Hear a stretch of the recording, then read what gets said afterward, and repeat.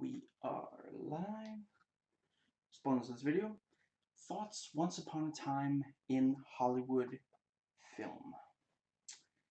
Now, this contains spoilers, including for earlier films by Tarantino.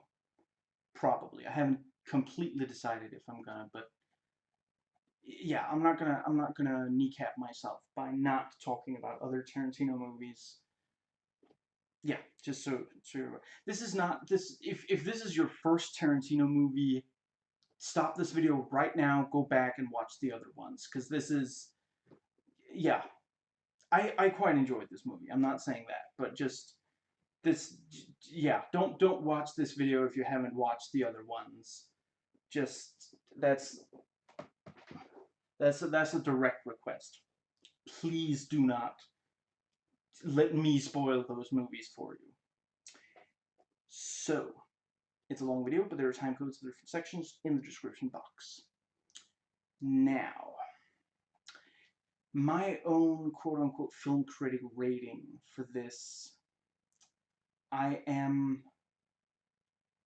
think I'm leaning towards an 8.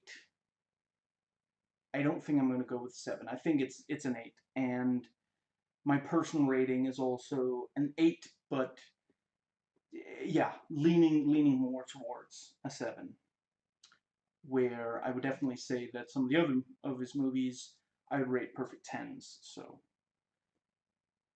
let's see. Now, I have loved the longest of his films up to this point, and I noted to go into whether I love this one. I mean, I don't think, in a word, yes. I understand the things others have said that, do we really, I saw someone say, do we need to see all those different Rick Dalton movies? Did we need to see, so much detail when Cliff feeds the dog and such? And I mean, I can certainly see an argument for trimming the movie down, but yeah, I don't think there's, yeah, I don't think there's some where it's like, oh, it would be so much of a better movie if you just took these parts out of the movie or something. I'm not sure I would really say that, but I do understand if it is to, yeah, I mean, it is definitely, as Tarantino's more recent movies have been, he is very in love with the sound of his own voice. And it's kind of the thing of, if you love the sound of his voice as well, then you're like, great, more of what I like. Because this is not a man who pumps out a movie a year or something, so, I think it's technically, you have to count them a certain way, but they do call this his 9th movie. He's been making movies since 1991, so this is kind of a, it's not quite Kubrick. How long, you know how long passes before he puts out the movie, but it is that playing that back in my head, that sounded a little bit like some kind of shade being thrown at Kubrick. That's not the case. I love Kubrick. He's absolute genius. Anyway, yeah, it is like, if you're not in love with the sound of Tarantino's voice, yeah, then it really is. Like, these last couple of, let's see, this one is really long. Hateful Eight is really long. Ah, crap. I'm blanking on, was the last one before that Django, I guess? I don't remember if that one was that much more than, yeah. It is, there are definitely things that could be trimmed out of these movies, and I completely understand people who say that the movies would be better for it. And it definitely is. Like, if you don't enjoy his earlier work and you try to watch this, yeah, it probably doesn't at all feel like, yeah. I saw a critic say you know, this is great for the people who already love him, and if you don't already love him, this is not going to convert you. Now, I have watched every Tarantino movie except Death Proof. I will get around to it.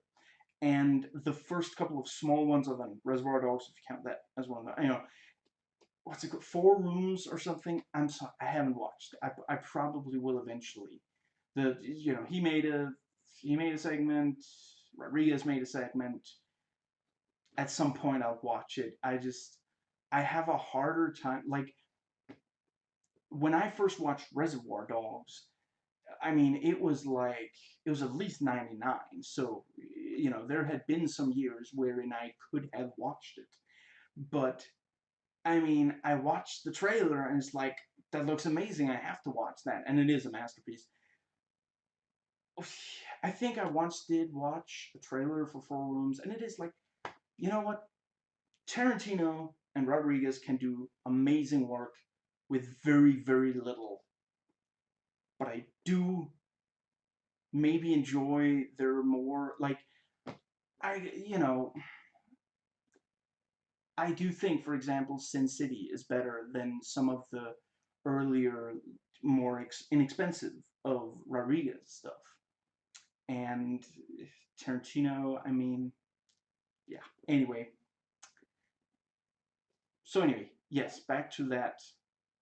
Yes, so as I was saying, I've watched all of them, all of Tarantino's movies, other than those couple of exceptions, including True Romance and Natural Born Killers, in addition to the ones he's directed. All at least twice, and all at least once within the months leading up to me watching this. It was actually the very last one I watched was Natural Born Killers, and then I watched like the DVD extras because I watch DVD extras if they're there, and I had completely forgotten how much.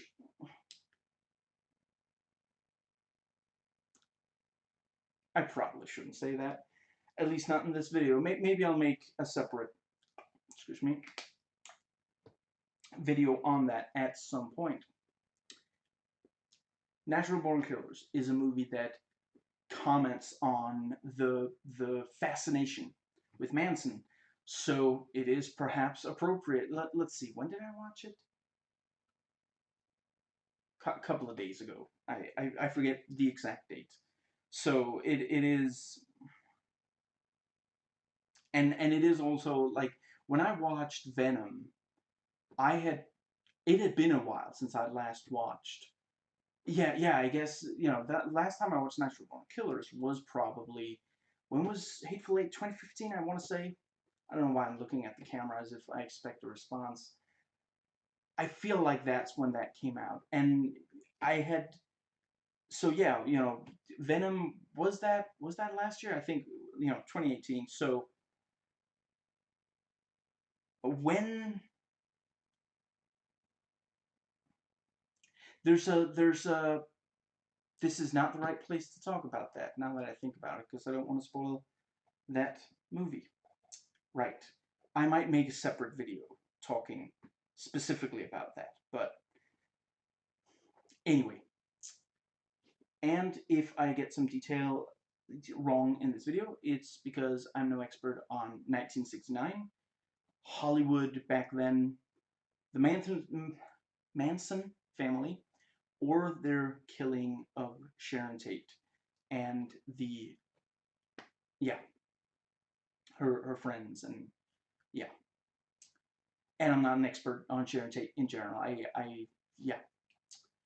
So, we are going to dive headfirst into a little section I like to call Notes Taken While Watching.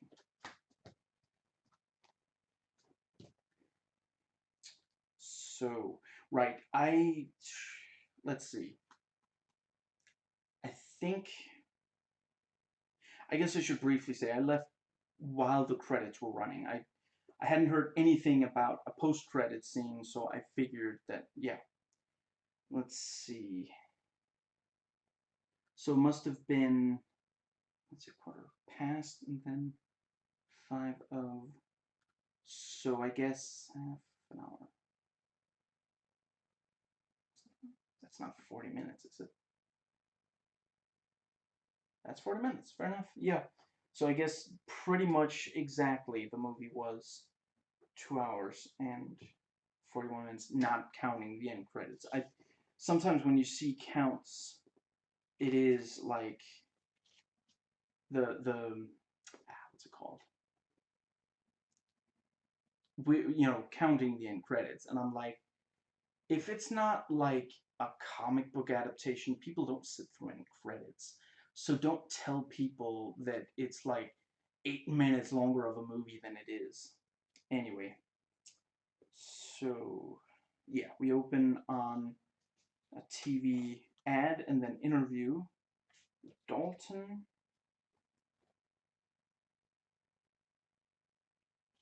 And I found mildly amusing the thing, he carries my load. Is that how you describe it? Carrying his load? Yeah, sounds about right.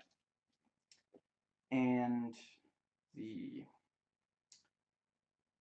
and the camera goes back and from the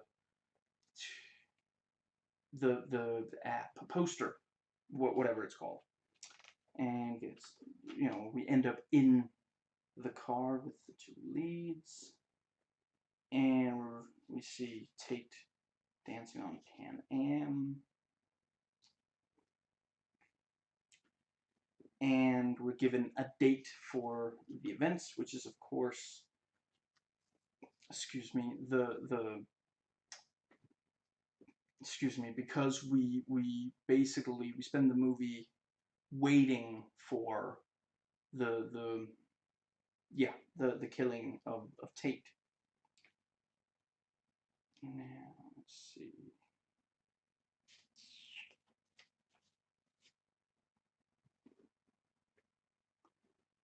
And Cliff drives Rick around.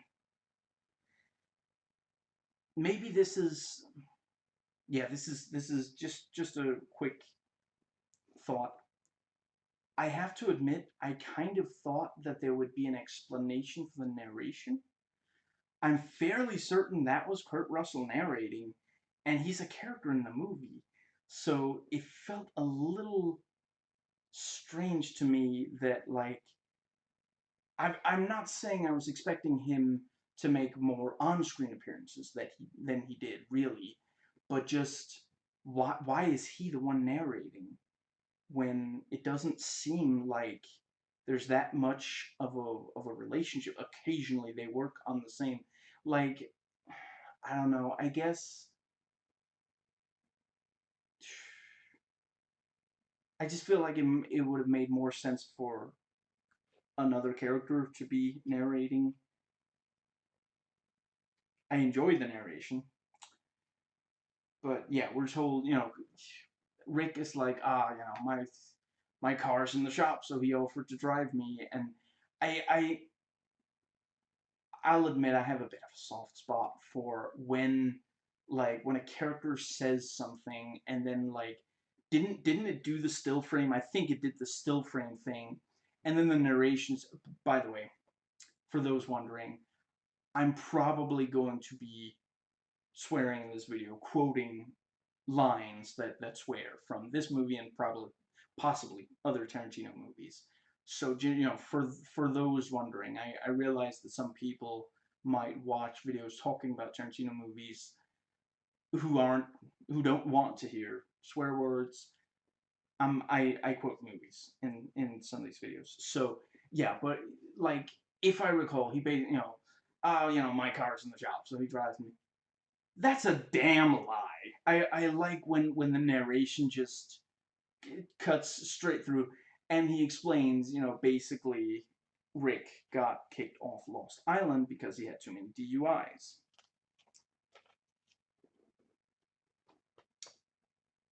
I really enjoyed the over-the-top German Nazi, the accents and the gesticulation, I think is the word, like, moving their arms all like, oh, you have to do this, and it's just, I that was very much the way that, like, 50s and 60s movies presented these cartoonish Nazis. That, yeah. And Rick himself swears a lot. Quite enjoyed the scenes with Pacino. And Pacino points out, Rick is, people see Rick Dalton being beaten up in all these shows, so it it degrades his status. And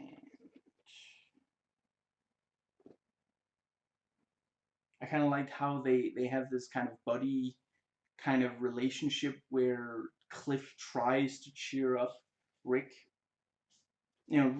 Cliff himself says, I haven't had good work in a really long time, and so why do you think that this spaghetti western thing is so, so terrible? Maybe you should give it a chance, kind of thing. Now, and we see the hippies of the Manson family raiding dumpsters, and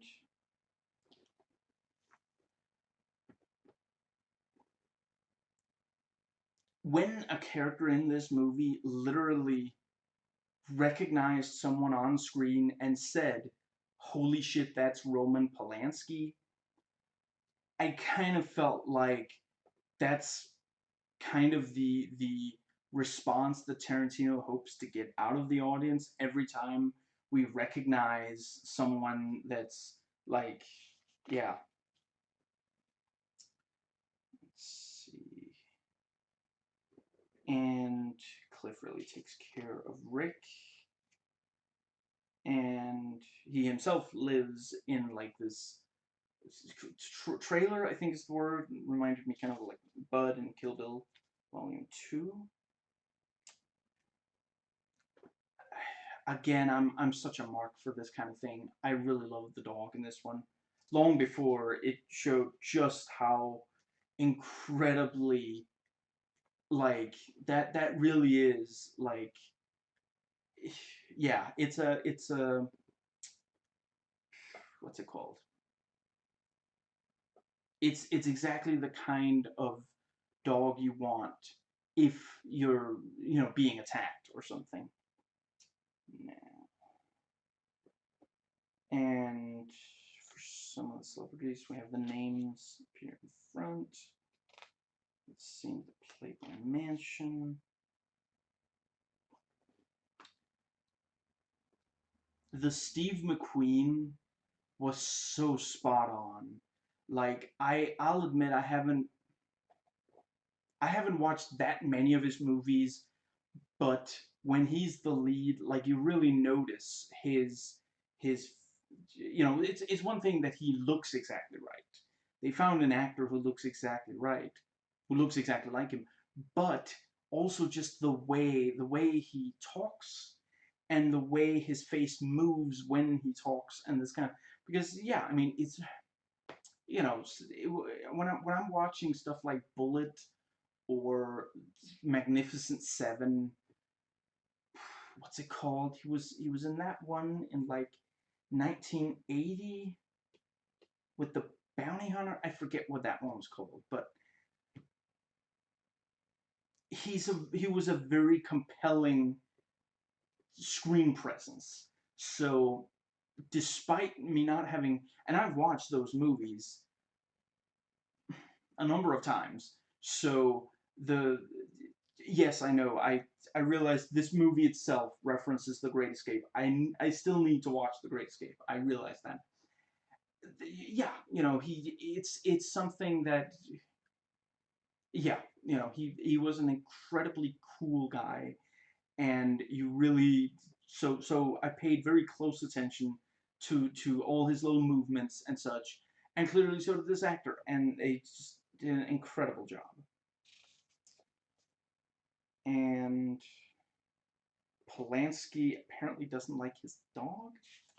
I don't know. I get, maybe he was just a little annoyed at the time. I have to admit, I don't know that much about Polanski's like personality, and especially not back then. Now, and Rick coughs and spits a lot. Smoking and drinking, of course. The way they describe his costume, it really does sound absolutely terrible. It just, hippie-ish and Hell's Angel. And it's like, what on earth are you talking about? And just, I mean, the thing they end up putting him in, I don't know, maybe it was because I felt like it fit at least with the the set and the situation. I felt like it worked, or the sets. We see more than one set, and the situations.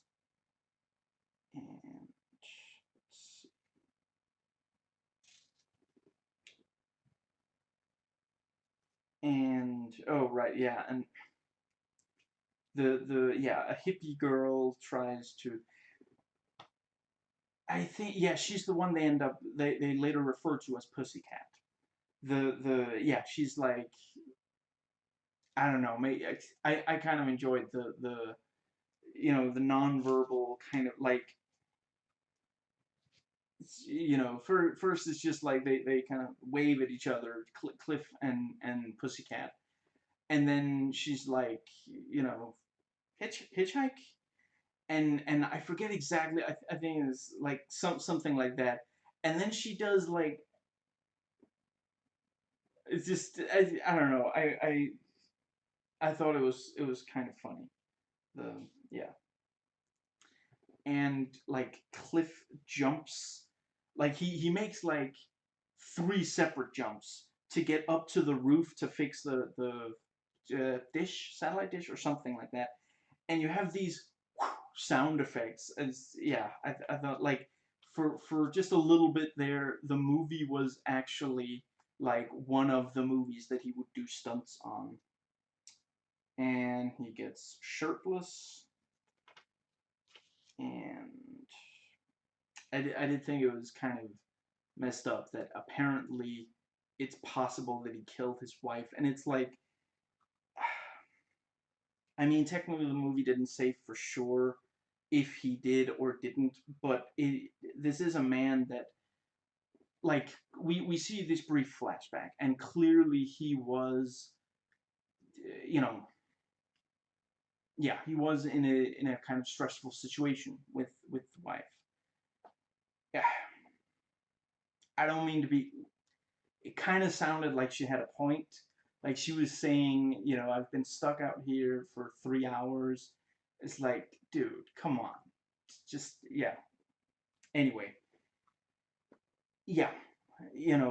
But this is a guy that we see at other times clearly having serious problems controlling his temper. I mean, he really, like, he talks about, like, oh, I haven't had steady work in a long time. Well, maybe if you stop picking fights with, you know, big TV stars, maybe it wouldn't be quite so. I'm not gonna talk a lot at length about Bruce Lee in this movie. There are people who know far more about him than I, who have weighed in on it, and I'm just gonna let that. I will say, even knowing relatively little about what he was like in life, having just, yeah, it really felt. I I don't know why Tarantino felt the need to turn him into a joke, into a punchline. I didn't feel like he did that to McQueen, for example, who also doesn't appear very much in the movie, and who also they found someone who sounds and looks like him. And it just, yeah, like, I don't know, it really felt like the basically, yeah, the way that he was behaving and the things he was saying in this movie didn't at all feel like the kind of, yeah, what he was like in the real and I don't really understand why he would, like, it's not difficult to find stuff he's said where, like, from what I understand, he was a very calm and collected person. He wasn't the kind of person who would be goaded into this macho show off kind of thing. I don't know if some of the people in the theater laughed, and it was probably the biggest laugh when he did. I'm not gonna imitate them, but he, Bruce Lee, as other, Asian martial artists, will make like these like, yeah, like I I I read about what the, I forget if it's like to like for some sort of like intimidation or just I don't remember exactly, but yeah, the, if you have no idea what I'm talking about, it's the, if you play Tekken and you play as Law, he also makes those. I'm fairly certain he is specifically, based on Bruce Lee. I realized that that one guy from Mortal Kombat is as well. I haven't played very much Mortal Kombat. Tekken was always my martial arts game, tournament game. And I guess I should just briefly, let's see, played the second, third, fourth, and one of the more recent ones, but I don't remember exactly. Anyway, and I was fairly efficient with Law, among others. Anyway, yeah, I don't know if they were supposed to be funny. I didn't really, I didn't personally find them all that funny, but whatever. A lot of people watching did find them funny, and certainly, you know, Cliff mocks the, and yeah, I guess maybe it's Tarantino kind of having his, the typical, like, cool because they're macho kind of, you know, mocking the that version of it. And I'm just sitting there like, you really think that, like, Bruce Lee and martial artists like him, that there's like that's some, like, you realize how much can be mocked about your version of what's cool. It just feels like a little weird to mock some other, yeah. Let's see. And I have to admit, I always quite enjoy when Zoe Bell shows up in Tarantino movies. I really enjoy her scene in Hateful Eight. The flashback, and I really like how, actually, yeah, this and that are kind of fun companion pieces, because in that she's just like, she's all smiles, and she's like, oh, come on in, and we will, you can buy something, I can tell you about New Zealand. And I feel like, maybe I also read that somewhere, but in that movie that probably is like, I'm not sure she can do, she can particularly talk without that accent. Again, keeping in mind I haven't watched Death Proof. I know she's in that. I haven't watched that. I don't know if in that she does an American accent or whatever. But yeah, I mean, in back then with someone from New Zealand, come all the way up there, but he acknowledges it. He's like, "Oh, I'm from New Zealand. That's why I sound like this." And in yeah, she's all smiles. She's super friendly. And then in this, she's like, "What the fuck is Cliff Booth doing here? I hate him."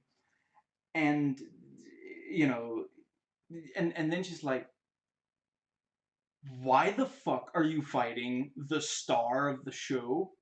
What the fuck did you do to my car? Just, yeah, I quite enjoy that, and then Kurt Russell comes up and he's like, I'm gonna handle this. Then handle it.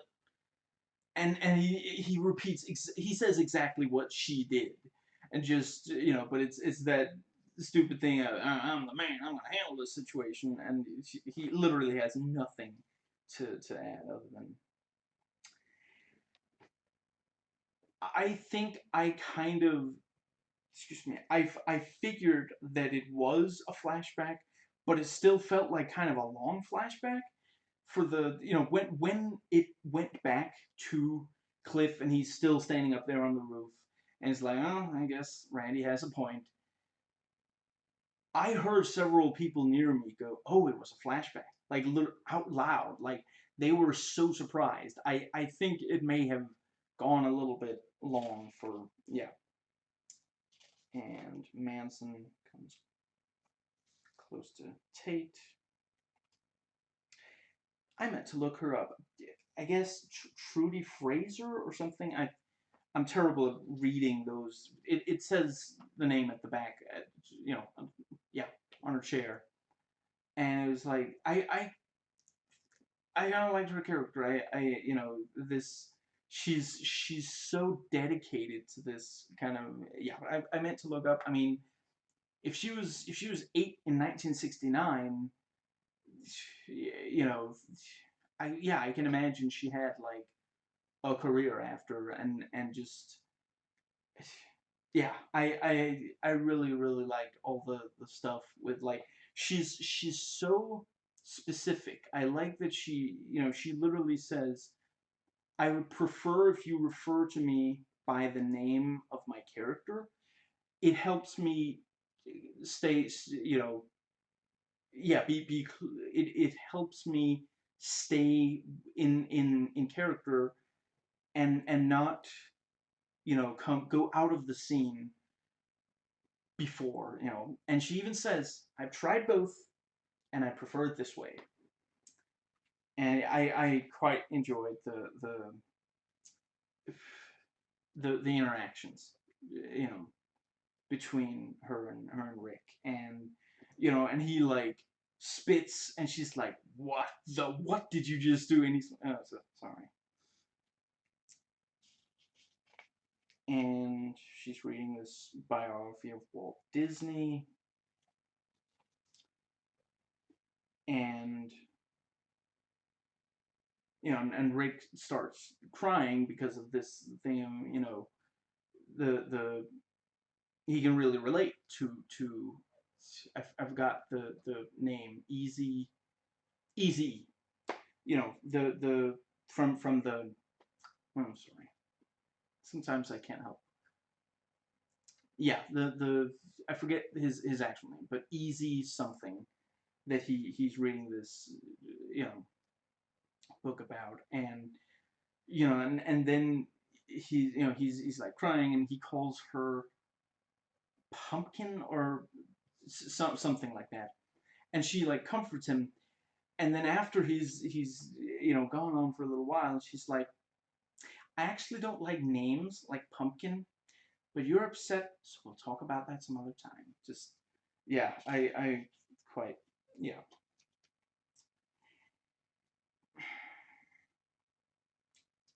I kind of feel like this is not.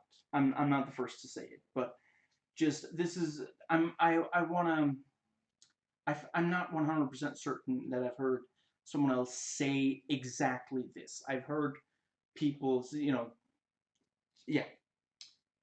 Margot Robbie was basically hired to look pretty, to be appealing, cute, and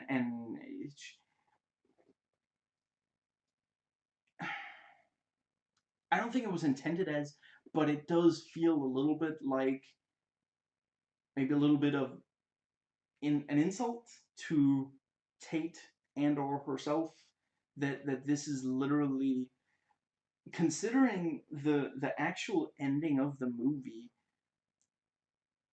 the fact that Sharon Tate is in as much as she is of this, I do feel like they should have given her personality other than just this. Like, it reminds me of I think it might have been Feminist Frequency that was, they were talking about that. I forget the name of it, but it was the news game from, I want to say, Remedy, the people who made the Max Payne, the first two at least Max Payne games, and they pointed out that basically and Alan Wake, which is why it's, that's where we have the comparison. Basically, they think it's this group of men who make video games wherein the protagonist feels bad that he as a man can't do more, or couldn't do more, maybe she's already dead, for the woman that he, you know yeah, I think at least, yeah, let's go with wife. I'm not sure if it's wife in the more recent game, but and the women aren't really allowed to be characters. They're more kind of just types. And it's just this idea that's especially like when you play Alan Wake, like especially if you play all of it in a short space of time, not very many days, it really is very striking. I know that they think, I'm pretty sure they think that they're complimenting women, that they are, similar. I'm sure Frank Miller thinks that he is, but it doesn't. Ultimately, it just boils down to the women in these stories are basically just like when I think the term is masturbatory. It's when a man is really in love with a specific woman, in his mind, she can basically do no wrong. Like literally everything about her is perfect, and just, and that's, yeah, they never quite get further than that for the major characters that are women in these games. Just this basically an idea, an archetype, and the I feel like they also said in the review that the women still don't have very much agency, which is also, yeah, just, things are done to them but rarely by them. And yeah, it just kind of feels like, yeah, I'm glad that groups like Feminist Frequency are pointing out these the and today we really still can't get past, we can't tell a story where a woman is more than just what a man sees in, yeah. And let's see. Right, and Rick and Jim together, and I thought this was kind of an interesting stylistic choice. It surprised me that they have basically uses smash cuts between different takes of the same, like, conversation and such. But I don't know. I feel I do think it worked, and I was glad to see Timothy Oliphant again. I guess this is the first thing I see him in since I Am Number 4, which, yikes, that movie was. But he was good in it. Yeah, I was gonna say I hadn't seen him in anything since Hitman, but I'm pretty sure he. Yeah, I'm Number 4 was came out after that. Now, I I don't necessarily think it needed to show as much of it as it did, but I did enjoy Rick Dalton imagining being in The Great Escape, and I mean, ultimately, I guess it's not a huge part of it that is being changed, but I did think they did a good job. I'm almost certain they took the original footage and spliced Leonardo DiCaprio in. So yeah, that's and Tate goes and asks if she can see the movie for free since she's in the movie. And once she's in, I felt a little bit bad for her when, like, the you know the other woman was the ticket seller was like, maybe you should stand in front of the movie poster so that people will know who you are. And just like, come on, man. And yeah, and we see her in the movie theater, and she enjoys their positive reaction to her role. Yeah, I meant to keep a list. I guess though these were basically, yeah, I think I did write down basically everyone I recognized. Michael Madsen was in, like, yeah, he was the guy, the yeah, like, that cowboy came back and he was like, I just shot this person, and you went to this town to collect the bounty. Okay, well, the guy you shot was the kid of the mayor of this town, and he's gonna be pissed, just. And I'm fairly certain that was Cheech Marin in the saloon when the when the guy from Boston comes in. I enjoyed the stylistic choice that we see the episode as if it has been filmed and edited already, not as if, we're not seeing the cameras. We're seeing the finished, even though we see, Dalton forget lines and have to do stuff over and such. We don't see, like, people, someone move the camera to, it just moves, the view, the perspective of the camera through which we see it moves, and just, yeah. And Rick asks if they can cut, but they want to keep going, and Timothy is sitting there. He has a little bit of a reaction to, I mean, it is kind of awkward when you're in that situation. So yeah, the let's see, and he freaks out in the trailer, and they again smash cut between different takes, and then he threatens suicide, which was played for laughs, which. And here I noted that in the, yeah, Tate is somewhat childlike, and the hippie girl, Pussycat, does manage to convince Cliff to, yeah, to take her with Hitchhike, and she flips off a cop. When we saw Cliff's reaction to that, I thought that she had misjudged, and the cop was close enough that he could hear what she said, and that they were going to get in trouble or something.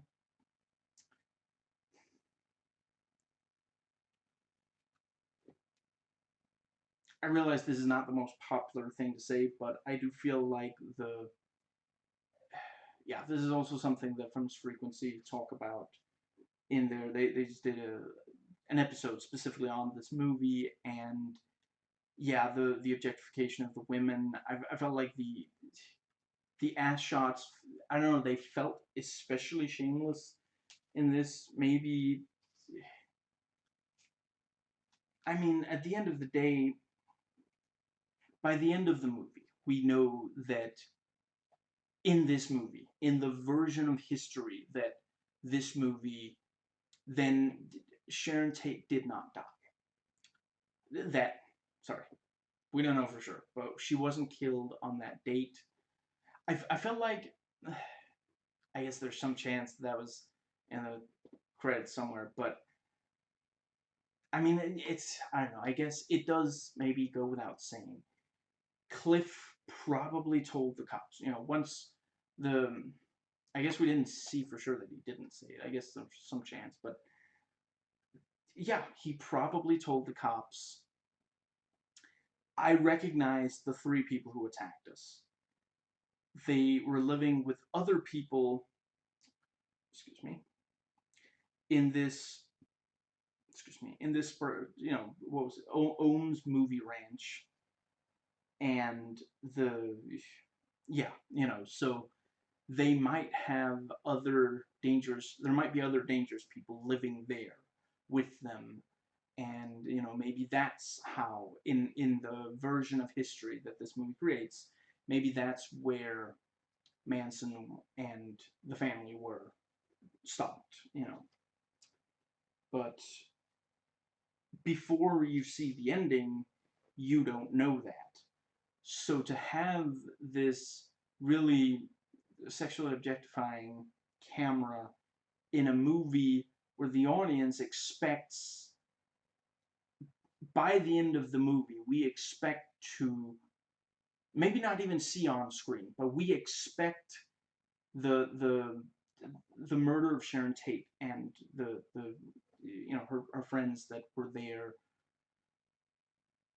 I don't know. I really felt like maybe if the movie had communicated to the audience sooner that it was gonna go there, that there was gonna be some kind of, you know, but there wasn't. So we're left with a movie that spends a lot of time sexual objectifying, and then yeah,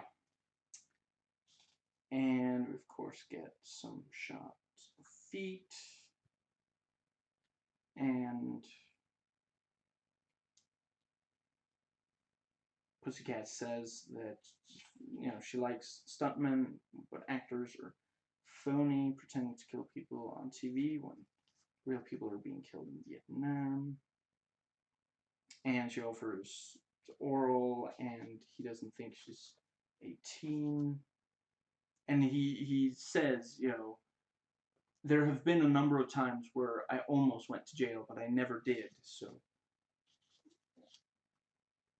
and the director says to Rick, "Sexy evil Hamlet," and he improvised, and that's him throwing the girl was part of improvisation. And I mean, she does at least say afterwards that she had like pads and such. I guess there's some chance that he said that they expected her to be thrown or something. Maybe he even said to her, would, you know, maybe he asked her, wait, would it be okay if I threw you? But I guess probably we're supposed to take it as, no, that was complete improvisation, and it's just that she thought it was cool, even though, yeah, that was, I mean, she specifies that she's 8 years old. Yeah. And then she says, you know, that was the best acting I've seen in my life, all 8 years. The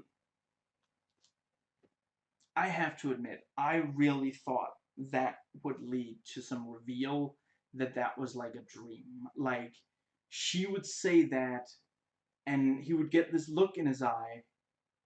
Or, yeah, I think I thought that, like, yeah, I was kind of expecting it to do that cliche thing, like they'd also do on the Simpsons and such, where, like, you know, someone would be like, that was amazing, and they'd like put the, their hand on his shoulder, and he'd be like, why they're holding their hand, they're kind of long, and it do, you know, they'd start shaking, and then he'd wake up and realize someone's shaking, and then he'd wake up in his trailer with someone shaking his shoulder to get him awake so that they can do the take or something.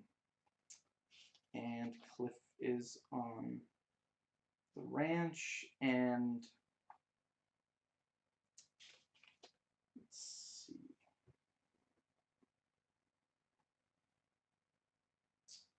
And he asks, you know, why can't I see George? And ends up really pushing for it, and we even get some close-up Dutch angles on him and Dakota Fanning. Squeaky, was that her name?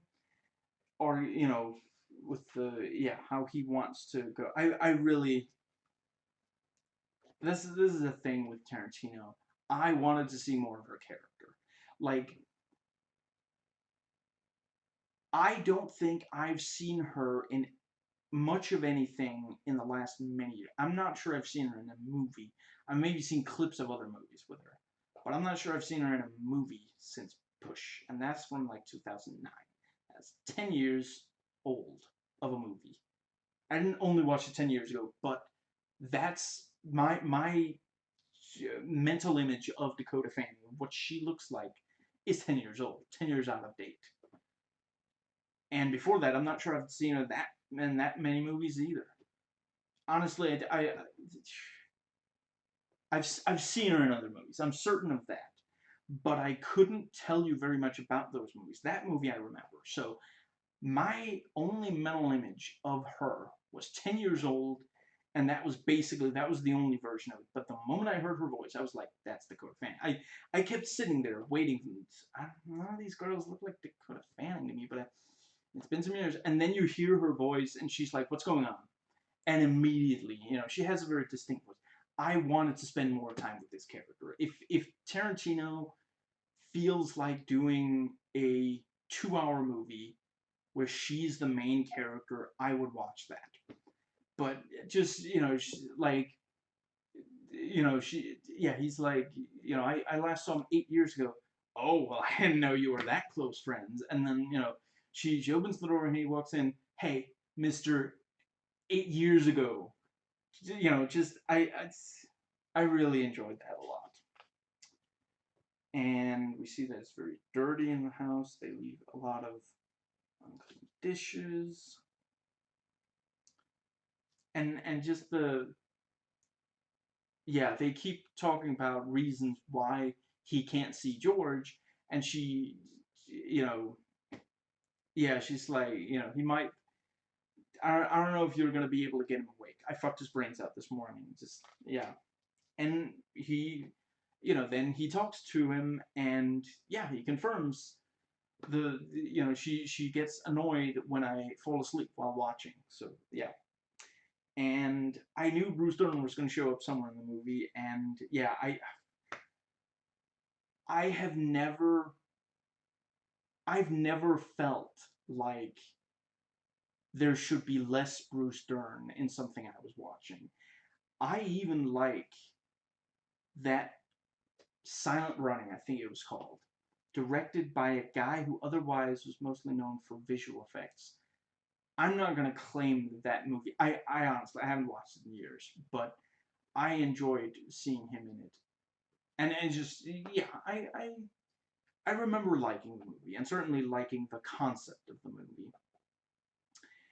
But so if he's in every single scene, or in one or two scenes, I love him in everything I've seen him in, and it was a lot of fun how he is really not, like, I don't know if the word is senile, but he clearly doesn't fully, like, he's like, he keeps getting the names wrong. The Dalton brothers? No, Rick Dalton. Who's that? Just that was and I really really enjoyed the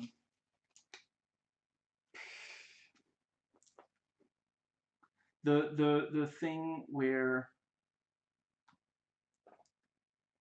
it's really, it's in such bad taste, but he says, I'm blind, so, and then he's like, that the redhead out there, what did I just say? I just told you I'm fucking blind. Do you, and now you ask me what the color of her hair is. Just yeah. And there's that guy who I forget his name, but he apparently the what's it called? He and the what's it called?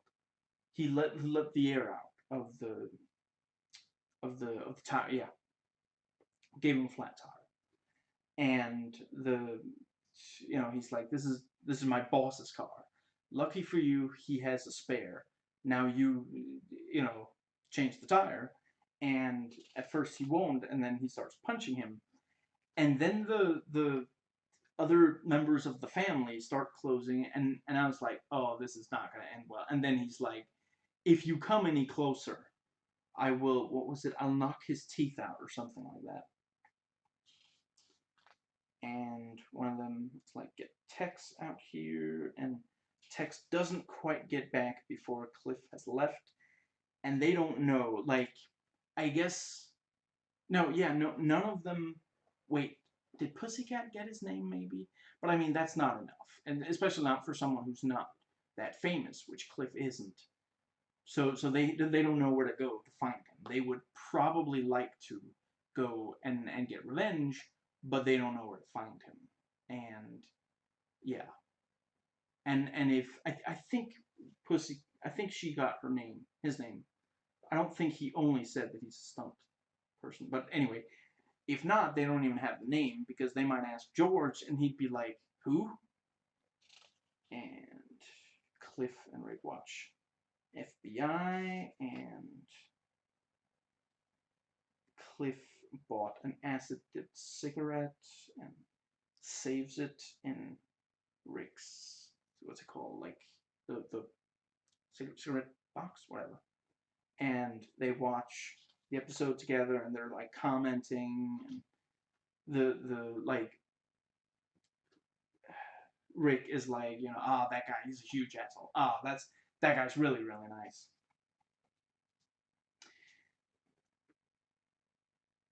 I kind of when we heard Al Pacino say Sergio, I thought it was gonna be Leone, but Corbucci. I don't know very much about like spaghetti westerns and such, so I don't know if Corbucci is a real director or if they just changed his name, because technically some of the characters in the movie are very similar to people who actually live, but they're not quite them. So anyway, and Rick is in some spaghetti westerns and such, and we see, yeah, and I'm fairly certain that they lifted footage from movies from back then, and they just shot some stuff with DiCaprio to put him in, and Rick has to fire Cliff, and we see,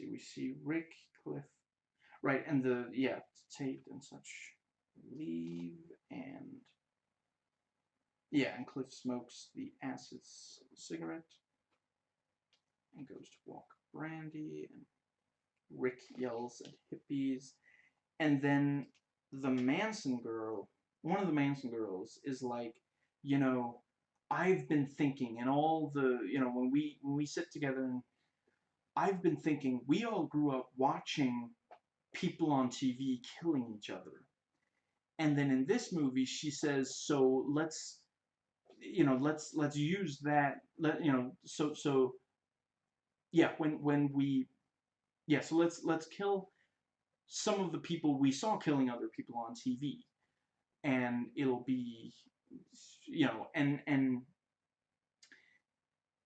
yeah, I think, yeah, I was looking up stuff about natural born killers, and or maybe it was it the documentary on the natural born killers TV, I forget, but somewhere I saw, which I had heard before, of course, but I had forgotten, one of the Manson girls, and yeah, I think it actually was one of the ones who helped kill Sharon Tate and friends. She said, like during the trial maybe or something, we grew up watching people killing people on TV. You turned us into killers by showing stuff like that on TV. So I thought that was it was a logical kind of, yeah. And then you have the other girl who's like, oh, I forgot my knife, and she's like starting to leave, and then excuse me, I think it's the is it maybe, excuse me, Tex, that his name is, or something. He's like the what's it called? Yeah, he's like, I locked the door. You're gonna need the keys, and he's like, this stupid little girl, and she leaves, and then she drives away, And it's like, bet you're real glad you reminded her about the keys rather than walking down there with her, you know, unlocking the car door and letting her get in or whatever. But yeah, and Cliff is, yeah, and I see, this is why I don't have a problem with the fact that we see him spending, yeah, I'll admit it definitely adds a couple minutes to the movie that we see Cliff. It's not just, oh, he feeds the, no. First he takes some cans out, opens them one at a time, and drops it in, and he's like, don't beg or I'll throw it out, or don't whine or something like that. But because we see that early in the movie, and he's like, be, you stay there and you behave while I get the food ready. Then when the dog, we know it's barking because of the Manson family members. But Cliff, for just a second, he's like, I told you, be patient, be a good be a good boy now. And then he's like, oh wow, my hands. I honestly thought it was gonna cut to like a POV, but I get why it didn't. Because once he sees them come in and he's like, you're real, aren't you? Then you'd have to have like a POV of them, but instead, just, it's enough. You get it. You get that he's seeing colors, he's seeing weird things, and he's like, oh wow, am I hallucinating that someone's walking into the house with a gun? Or, yeah. And he puts on loud music and wakes up the Italian wife who's sleeping off the jet lag. And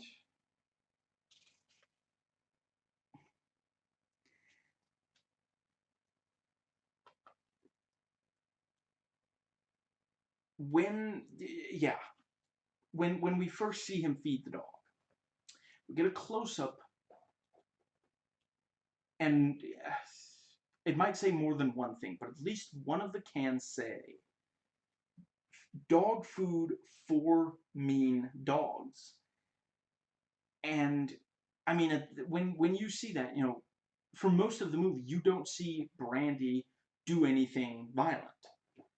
But yeah, he just he like clicks his tongue or something. I forget exactly, but and Brandy just attacks, and it's like that's why he has the dog.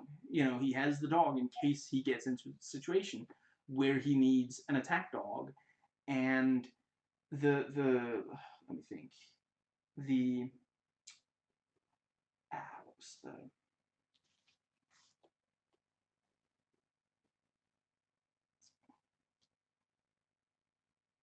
yeah, the it's basically it's the first, it's the exact moment that, I mean, basically it's that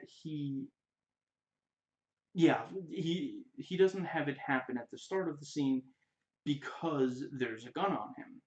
And that's also where it's extremely important that Brandy is as well trained a dog as, wait, Brandy, does that mean Brandy is she? Whatever. Brandy the dog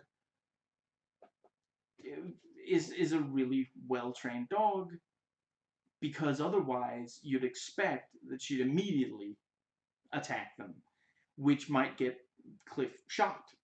So the fact that, yeah, and then he starts using, because he's been in all these fights for stunt stuff. Yeah, he actually the yeah, he actually manages to beat them, and the dog goes the crotch, and he hits the girl with the can of dog food, and smashes the, grabs them and smashes them face first into hard objects. And and Rick, he, most of the time he's just out in, the pool listening to, he can't hear what's going on, but then suddenly one of the girls runs out into the pool, and he gets back out, and they never said this, but we knew that he used the flamethrower in a movie. Yeah, it's like yeah, he got to keep the flamethrower. That happens sometimes, which yeah, the so yeah, he grabs the flamethrower, and he sets her on fire. And also, like, I was thinking, even if she tries to, like, put herself out by just diving down, I mean, he can't set it on fire as such, but he can heat up the water if she does so. So it really is, like, I don't know, he was probably not necessarily thinking. He just thought, I'll get the biggest, most dangerous thing I have to use. But the yeah, it is like, what's it called? Tactical. It is, yeah. Let's see. And I do also quite like when he first uses it. He uses it for a couple of seconds, turns it off, and he's like, "Can we do something about how hot it is?" And he's like, "It's a flamethrower, Rick." The other guy is. And then we have the. It's really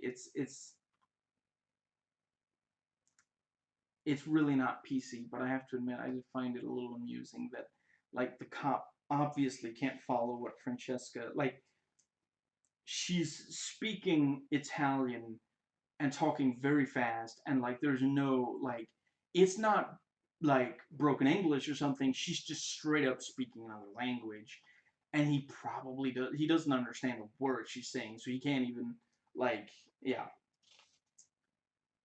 Now, and the title comes up as this sort of gentle music plays, and it really does. Yeah, it's a fairy tale ending. It's by Tarantino standards anyway. That Sharon Tate didn't die, and let's see. And those were my notes. So let's see. Right. That brings us to notes taken before watching.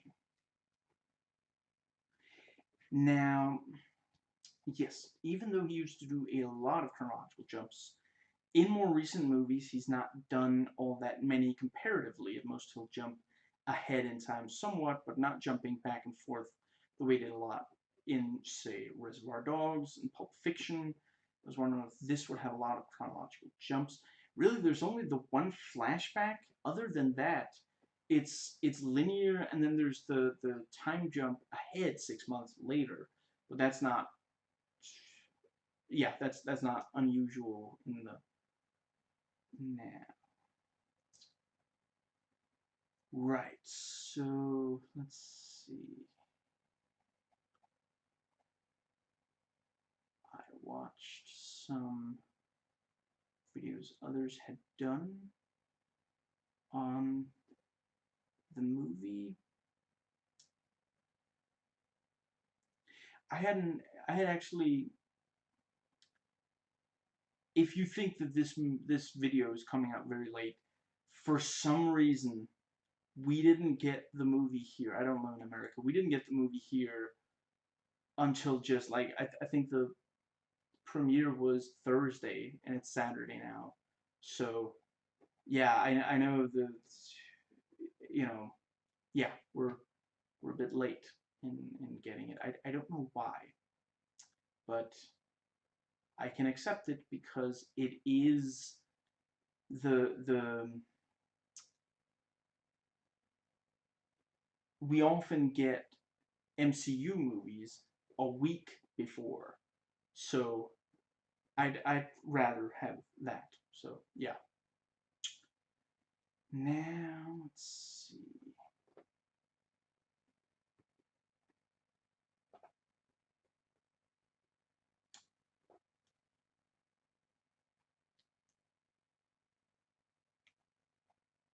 Yeah, so I watched. Let's see. yeah, the I think Watch Mojo videos top 10 things Once Upon a Time got in Hollywood got factually right, and Once Upon a Time in Hollywood ending explained. I feel like that's like a stock title because I've seen several of these where I'm like, that ending doesn't need explaining, but okay. And I watched the video and it's like, oh, that's actually interesting stuff. But it wasn't like you probably didn't get the ending. Like, it's not like where you'll watch a movie and it'd be like, you know, due to like metaphor, this movie was actually about this, and it's like, wow, I didn't, I needed that explained. But anyway, they're perfectly good videos, and like I said, I watched the video Thermos Frequency did on it, which was excellent. I haven't yet watched the okay, so they're calling it Friday Night Movies, apparently. I'm almost certain that's the what used to be called midnight screenings. It's the Brad Jones, Cinema Snob, and his friends and colleagues. I'm gonna watch that. I have a feeling they probably like the movie more than Film's Frequency did. And right. See, I had access to that video for some days now, but I wasn't gonna watch it before watching the movie. So, and I didn't really.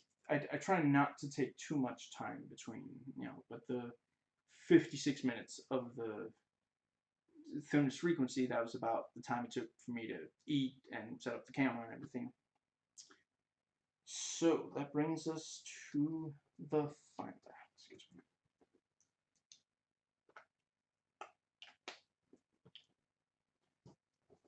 Final section called IMDb, Wikipedia, and critics' sites. So,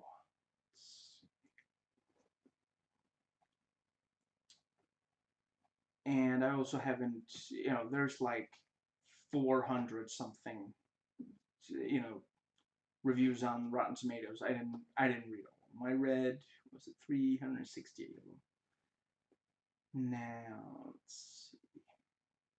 Yeah, and the consensus is thrillingly unrestrained yet solidly crafted. Once Upon a Time in Hollywood tempers Tarantino's provocative impulses with the clarity of a mature filmmaker's vision.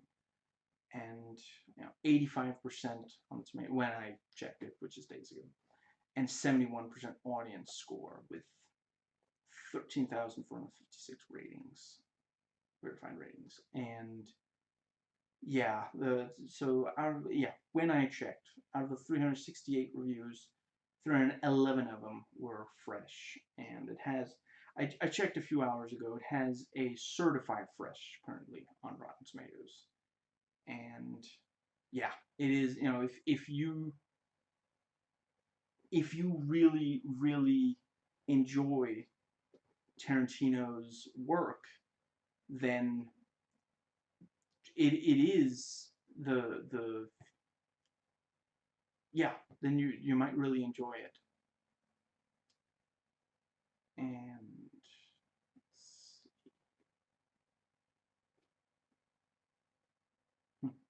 one reviewer said, all of those who are whining that Margot Robbie doesn't have enough lines, shut the heck up, you talk too much. Tee hee hee. I really do think like the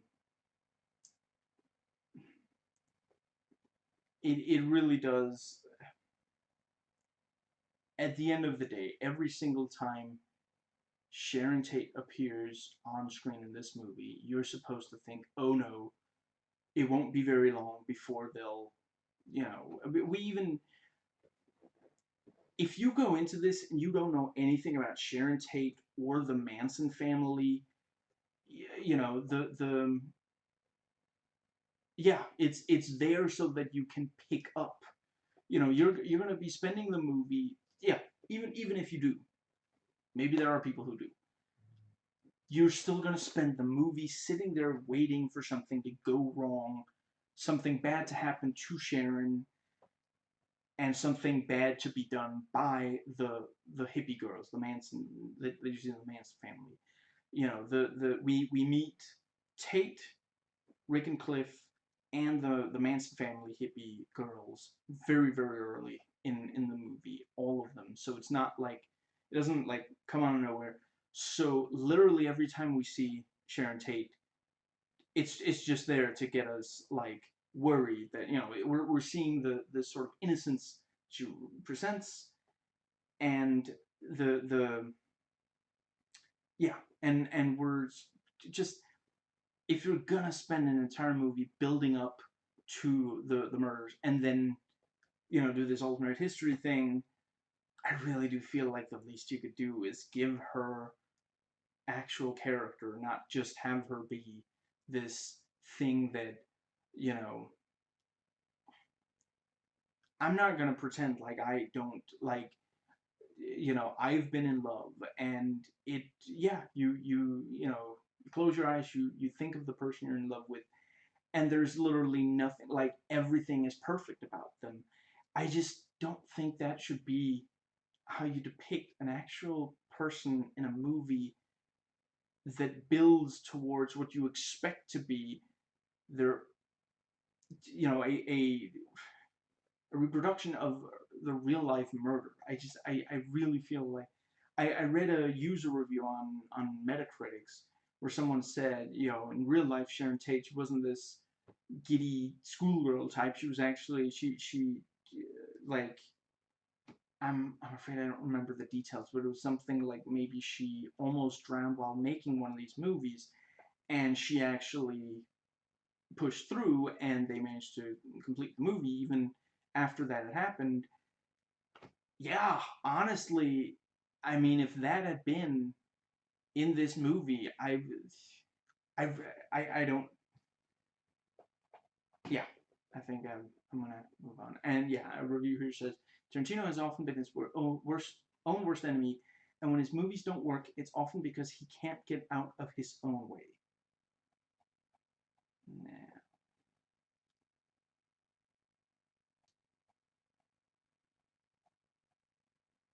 That's something I would also say about. I really love some of the work of. Oh my god, it's been so long I can't even remember his name now. Yeah, instead of trying and failing to come to remember it, he wrote and directed Gattaca. He wrote Truman Show. He wrote and directed In Time, I want to say it's called, with Justin Timberlake, and where like people's like basically like the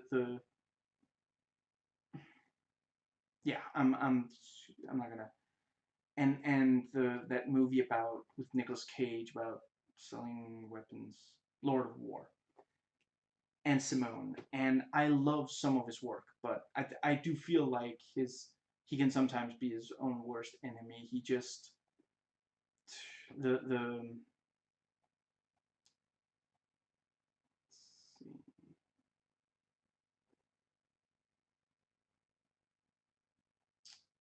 yeah, the like, for example, In Time, some of the, like, he will change, so like people will use phrases that we do in the real, I think one of them is cleaning out someone's clock, and in the movie, if I recall, it literally means killing someone.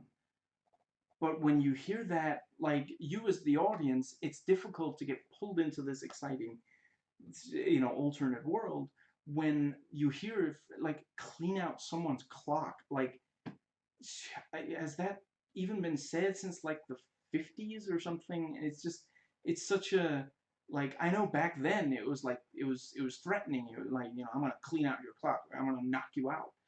But you just, it's, yeah, and he should have. I get it, I get the appeal, and anyway,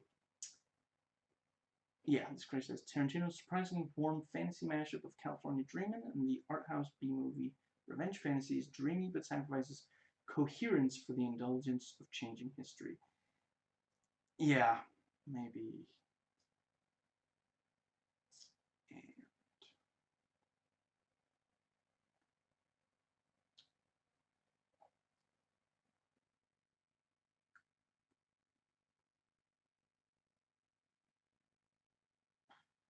The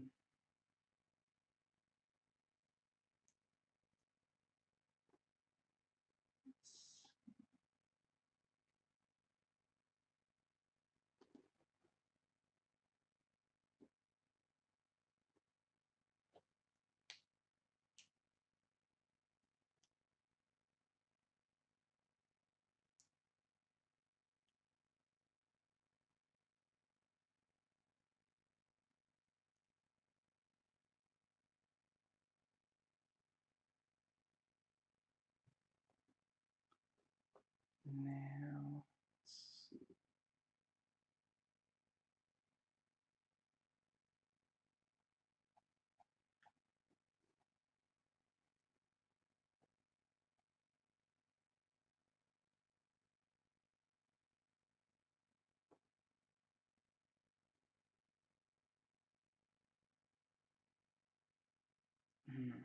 Okay, so while I'm scrolling, I'm gonna try to avoid too much dead air. Let's see. One thing the Film's Frequency cast, they also, or crew, they also pointed out that this thing of like, with the what's it called?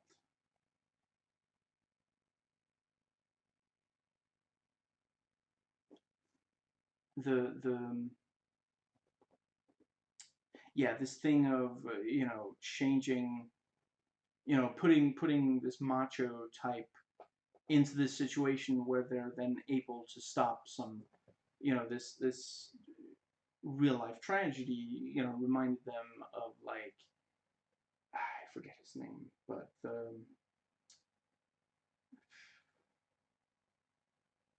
yeah, the his name is not important. You probably, yeah, the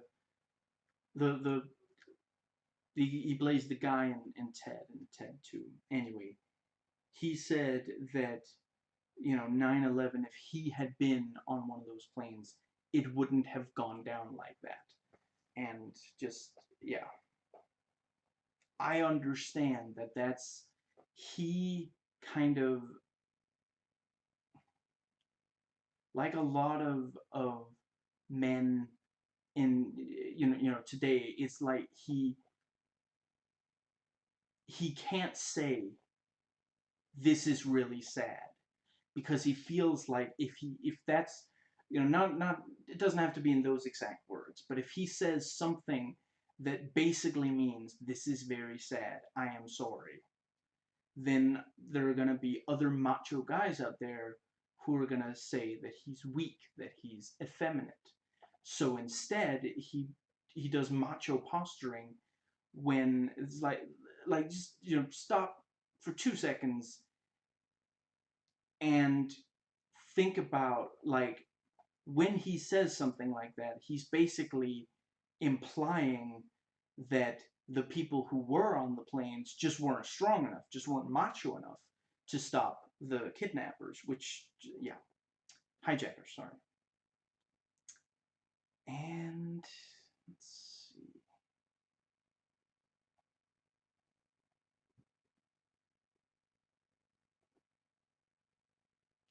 Yeah, this puts it quite well. Once Upon a Time takes this opportunity, mostly squanders it, reframing the murders as a story about white male heroism that does a disservice to both to Tate and to the story Tarantino was ostensibly trying to explore.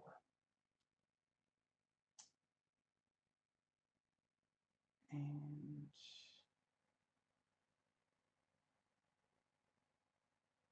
For the second straight time, Quentin Tarantino has made a mean, ugly movie that revels in the grotesque mutilation of a woman at the hands of a man. And let's see.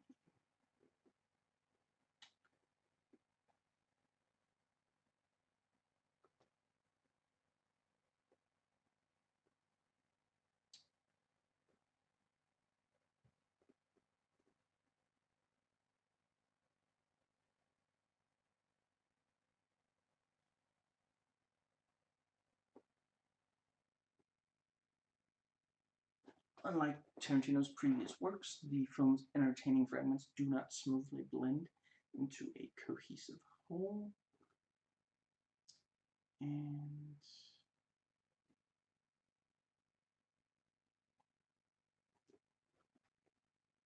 just briefly, apparently, apparently Tarantino has said he's only going to make 10 movies, so only one more movie. I gotta say, I would really like to see his Star Trek. It's. I think that could be very interesting. Let's see. I remember seeing after or connected to crap. What's it called? Interstellar. I saw there was discussion of like should Nolan do a Star Trek movie, and I really don't think. I think he is far too pessimistic to. I'm not saying not all Star Trek has to be like really optimistic. I mean, my personal favorite is by far Deep Space Nine, which is much less optimistic than the rest of it. But like, just no, I really don't think Nolan is the right person to do. Like, when you watch Nolan movies, it really feels like I don't think it's true of him in person because it doesn't sound like when you hear like interviews and but if you were to judge what kind of person he is based on his movies, you would really think he was incredibly nihilistic, you know, yeah, like really like thinking that nothing nothing ends well almost kind of or if you get to a positive ending it will be through just extreme pain and anguish you get there and that's just not Star Trek and I'm not going to get into the new movies so let's see.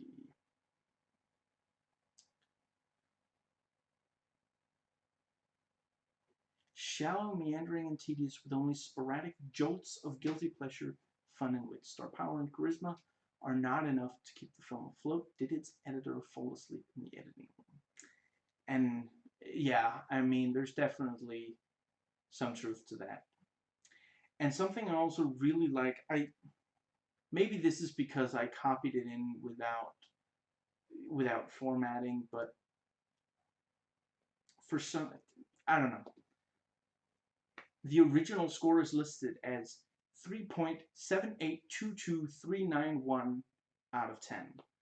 I love that it's that specific. Not like 3.5 or I guess 4. No. 3.7822391 out of 10. That's, yeah. Now, let's see.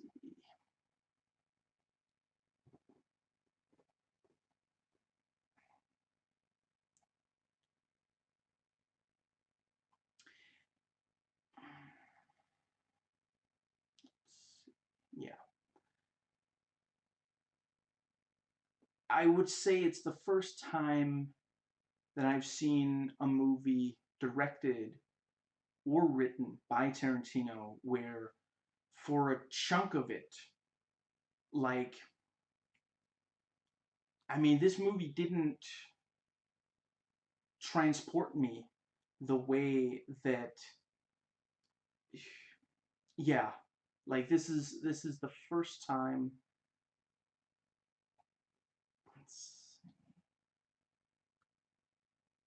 Yeah, this one, frankly, I find the entire experience baffling, and any attempt to laugh off, excuse me, the Manson murders as sitcom fodder embarrassing. And, excuse me, yeah.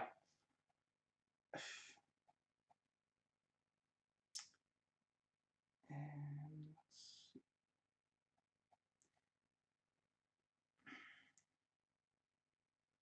I wouldn't use the word bored. I was never bored watching it, but I was very aware that I was watching a movie. It didn't grab me the way that, like, it reminds me somewhat of my of what's it called? I was just talking about Nolan, the Dunkirk. I really,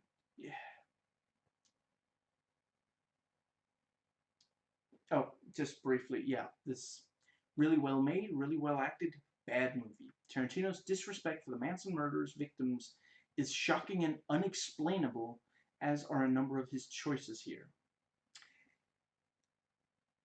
The like, yeah, like with Dunkirk, I could see what the director was trying to do, but I wasn't experiencing it. It wasn't like, basically, and yeah, and this also, does this genuinely sweet moment lead to Tate's vengeance against her would-be killers? As if there aren't enough male buddy movies, women's agency be damned. Yeah, the yeah, the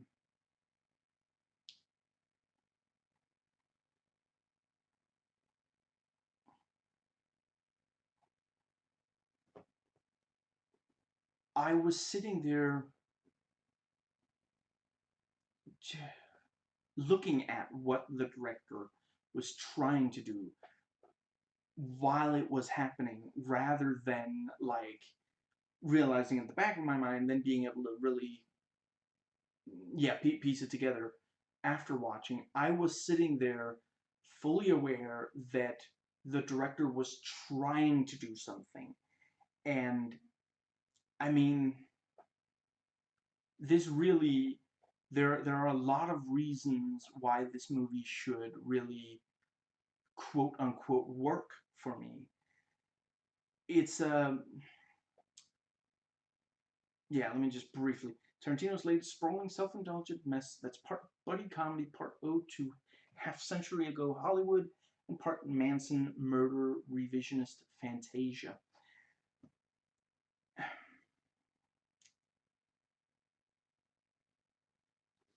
I love a lot of 60s movies and some TV. I I love positive portrayals of young women, especially ones who manage to be successful. You know, I enjoy the kind of macho violence story. I like,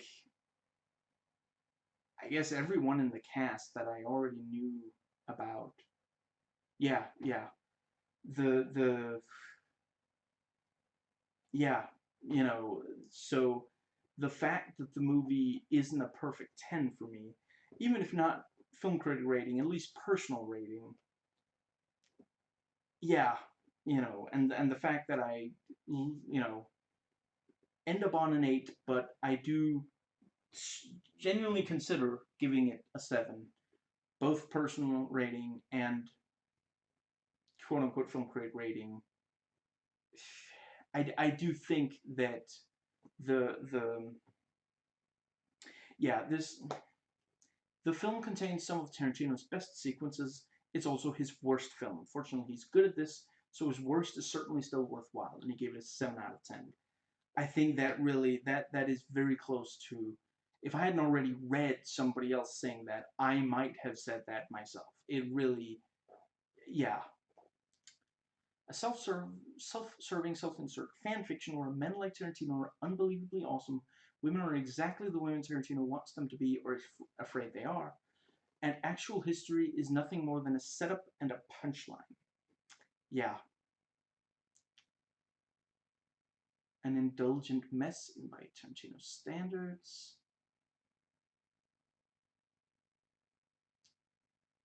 Let's see.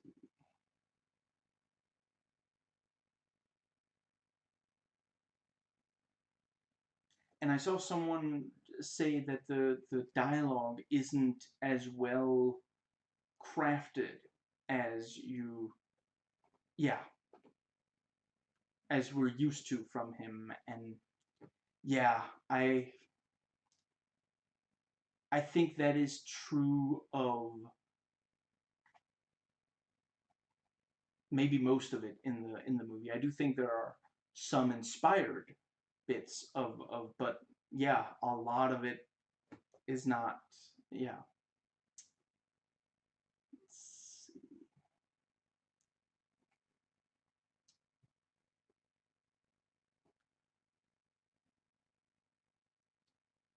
I mean, it was a movie I if he makes another movie with these same characters, I'll be glad to revisit them. You know, if he makes another movie set in this setting, I'll be glad to revisit it. Let's see.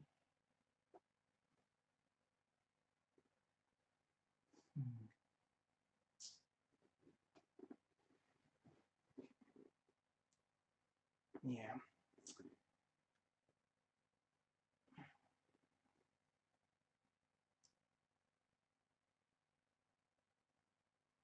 I thought music was quite good. I do think that it's again he's done much better.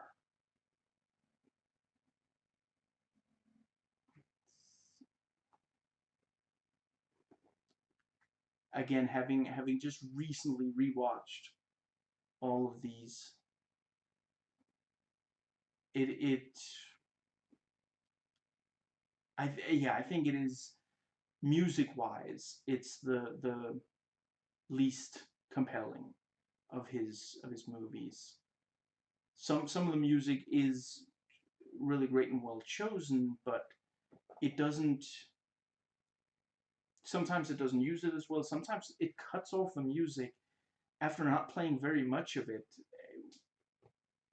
Meanwhile, other scenes linger that aren't using sound and music, and it's like if you didn't want the movie to be longer, couldn't you have trimmed some of this other stuff and replace it with you know okay, fair enough, there I would say trim. Now let's see.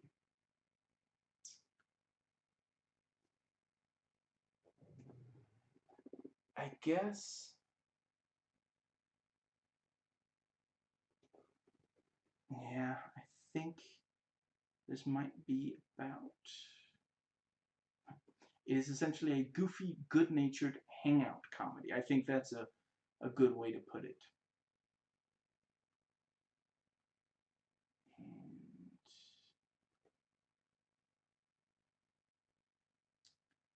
something else that Feminist Frequency pointed out is that every female character is a stereotype. Different stereotypes for different ones, but all of them are stereotyped. Let's see.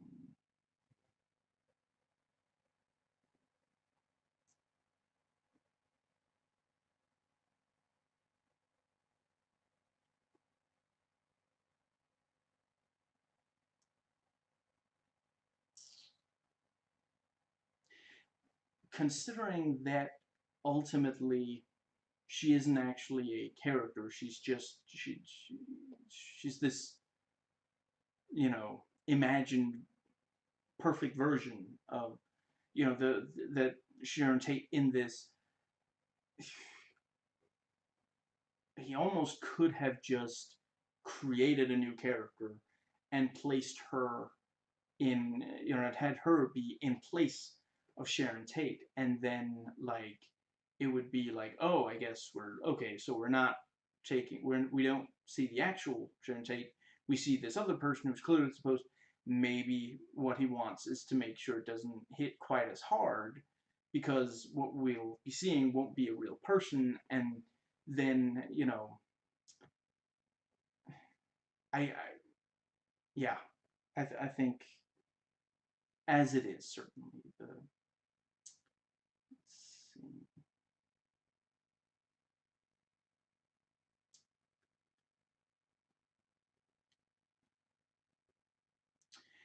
at the end of the day,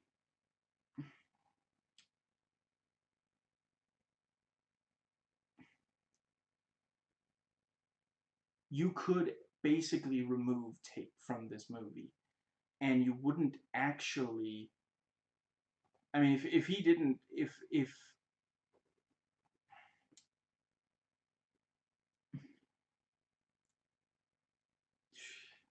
yeah, if and right, and yeah, I'm gonna be getting into Metacritic user reviews next. The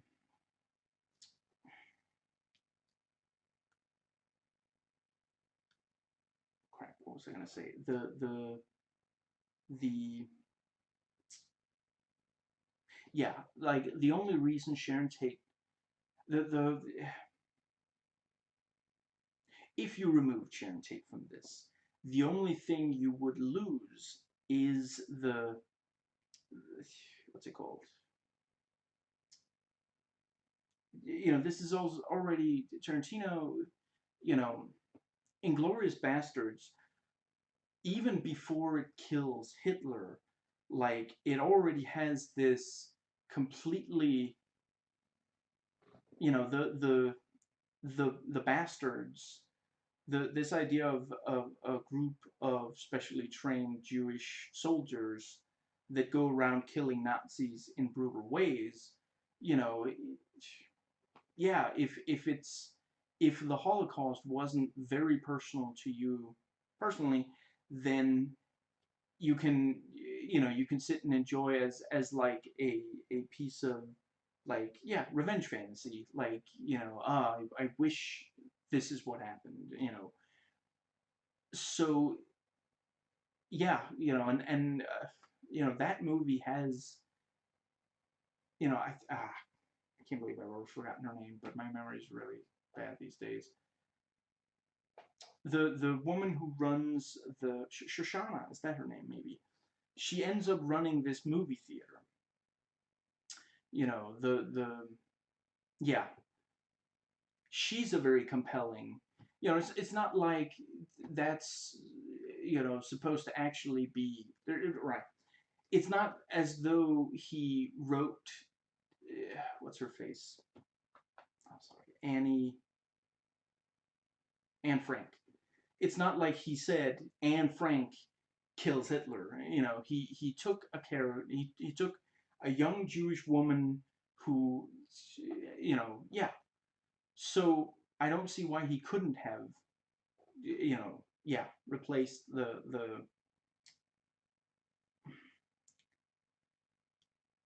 ultimately the yeah, Sharon Tate is there because he wants to show this idealized version of her, and so that the audience every so often thinks, oh no, it won't be very long before I have to watch this reenactment of, these real life brutal murders. And given that ultimate, if you removed all her scenes, nothing would be different in the plot. Like Watch Mojo suggested that maybe, maybe Tate introduces Rick Dalton to Roman Polanski, and maybe Rick Dalton, instead of, yeah, maybe he becomes the lead in Chinatown. I'm blanking on, yeah. So yeah, okay, maybe something happened after, outside of the movie, but nothing happened in the movie. Excuse me. Like, I mean, I guess you could say, Charles Manson came close to Tate and is like, does the this music person still live here? Which apparently, according to Watch Mojo, really did happen. But I mean, if that's the, like, the yeah, you could very easily completely remove her from this movie. And I mean, even without her, the you already do have the stuff with what's his face, Rick Cliff. Cliff is the one who goes to the the ranch that they were living at. So, you know, I'll definitely grant if you cut that out, then, but Sharon Tate herself, yeah, I mean, that part in the first Home Alone movie where Kevin has to trick the burglars into thinking that the house is full of partying people, and he's got like a standee of a person, and he's like pulling strings to make it move a little to make it look like he's dancing. I kind of felt like that's what Margot Robbie was doing in this movie. A standee of Sharon Tate being, pulled in first one direction then the other to, yeah, yeah, like I said of the of Dunkirk. I feel like this is the first time that this director has really made a substantial mistake in how they put together this movie. Now, let's see.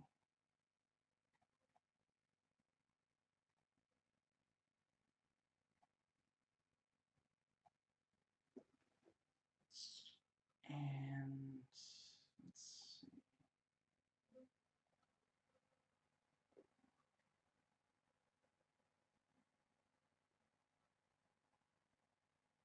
The Metacritic user reviews, you really get the full range there. There are people who loved it, people who hated it, and there are people in the middle.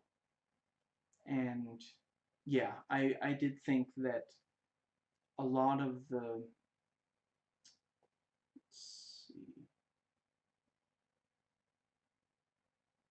I think all three groups have some interesting things to say.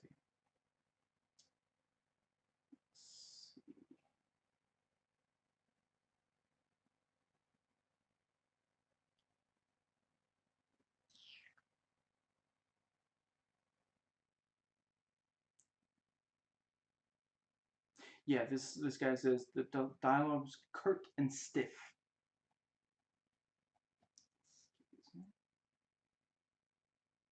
Yeah, and poor Margot Robbie, she was left playing a vapid cookie cutter character with virtually nothing to add to the story except to be the historical prop of Sharon Tate.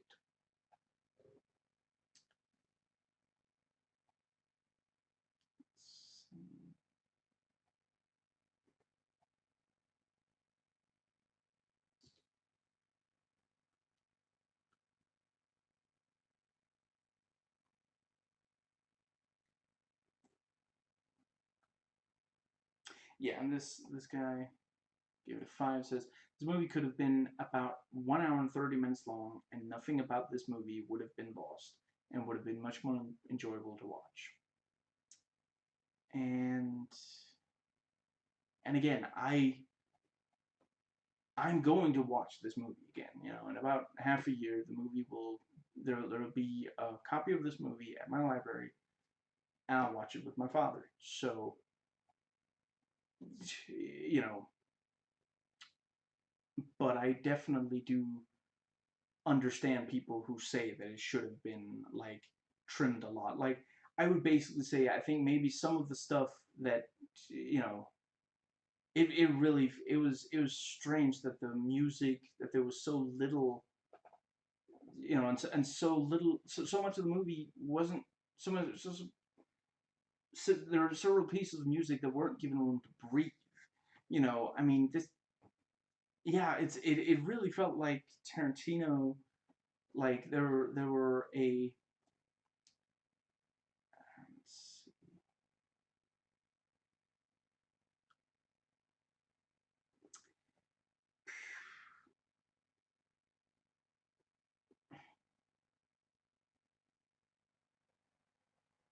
yeah, it's like he, I don't know, I mean, nobody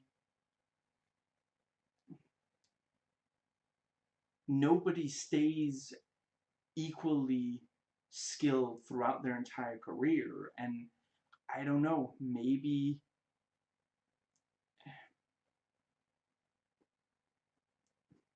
I don't want to, I don't think that he's like past the point of making really incredible movies, but I do think that maybe he needs more people near him who are willing to look him in the eye and say, no, that's a bad idea. You should change that. So that, yeah, I really do think that the, yeah, the most, yeah, at least with this one, he really, really needed someone, yeah, the last couple that he's made, he really needed someone to, and I saw someone point out, well, his movies have been getting too long and too, yeah, and not quite, what's it called, tight enough since the death of his longtime editor, and I did I forget what movie it was, but I've seen like a featurette where they talk about how, they like she'll say, we got to cut this way, and he'll be like, crazy, that completely, and he'll be frustrated, he'll take some time to chill, and then he'll come back and he'll like, you know what, you're absolutely right, we should do it that way. And yeah, he needs someone like that again.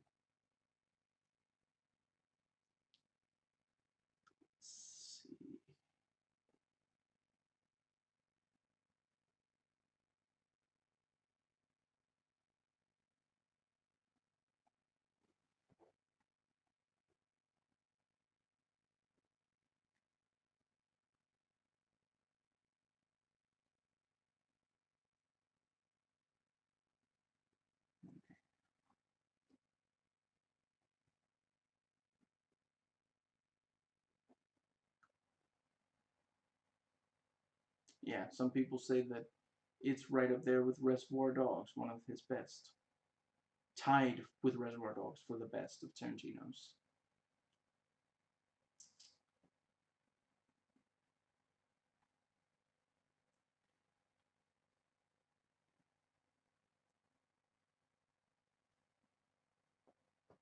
Right, and this, yeah, love the film. I'm sure you've read a million reviews, and I don't want to spoil the story, so I'll just say that Julia Butters, the 8-year-old actor, almost steals the show. What a breath of fresh air! A film that's dropping with testosterone and machismo. I'm hoping for big things in the future for that. And they made, what's it called?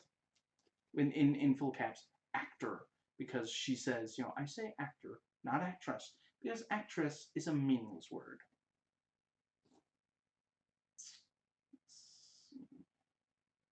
This guy says the emperor has no clothes.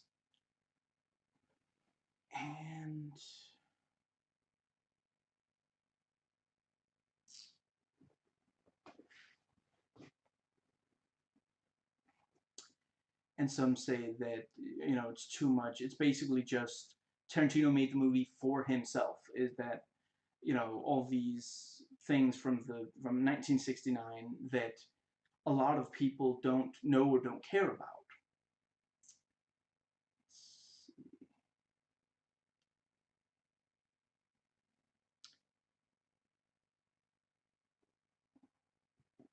I don't think, I think it's okay to make movies for niche audiences. Any with whatever medium you were working within, I think it's okay to produce something specifically for a, yeah, niche, but I don't, the excuse me,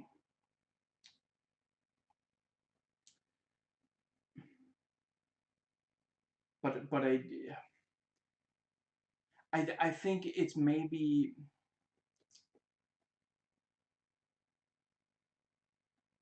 if what Tarantino wanted was to talk about, filmmaking in 1969, I think that he could have done something. I think there could have been something really interesting in place of just, yeah, this presentation of Sharon Tate. And yeah, this reviewer says,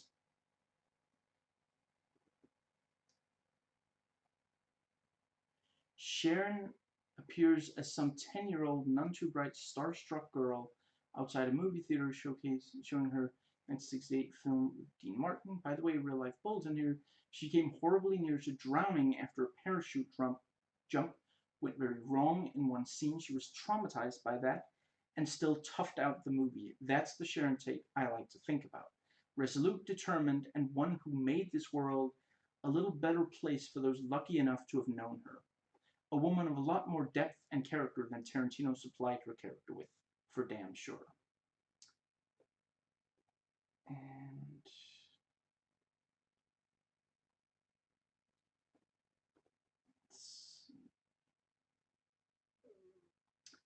And he also points out, the disrespect towards Bruce Lee.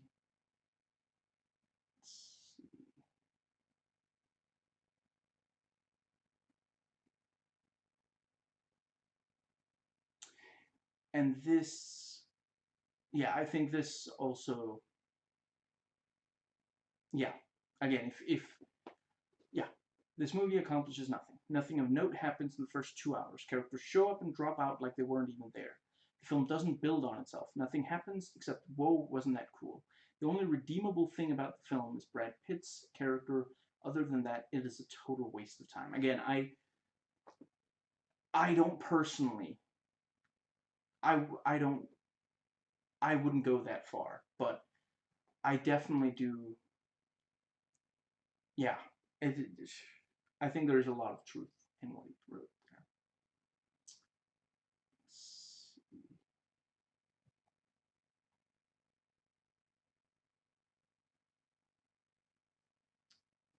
There's a guy who gave it an 8 out of 10 and said, this movie is kind of a disappointment to me.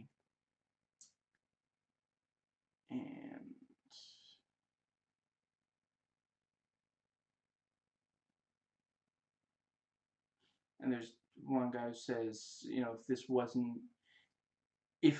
wasn't made by someone as well respected as Tarantino, people would not be giving this such high, such high votes. I would definitely say, let's hypothetically say, there's that movie, what's it called? Yesterday, I want to say, I haven't watched it. I only watched Film Brain's projector review of it. Apparently, the concept of that movie is that, among some other things, all of the Beatles' music, just doesn't exist. Nobody but him remembers.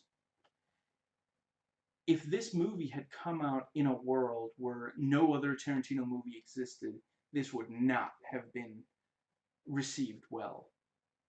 There might be some people defending it, but part of the reason is definitely that it is yeah, you know, again, I'm not going to claim that there's nothing good about it, but it is a movie that definitely has weaknesses that are more easily overlooked by a lot of people because of what we expect from this. You know, it's like if you're at like a family dinner, you don't want to say to a family member's face that you think something they did was horrible.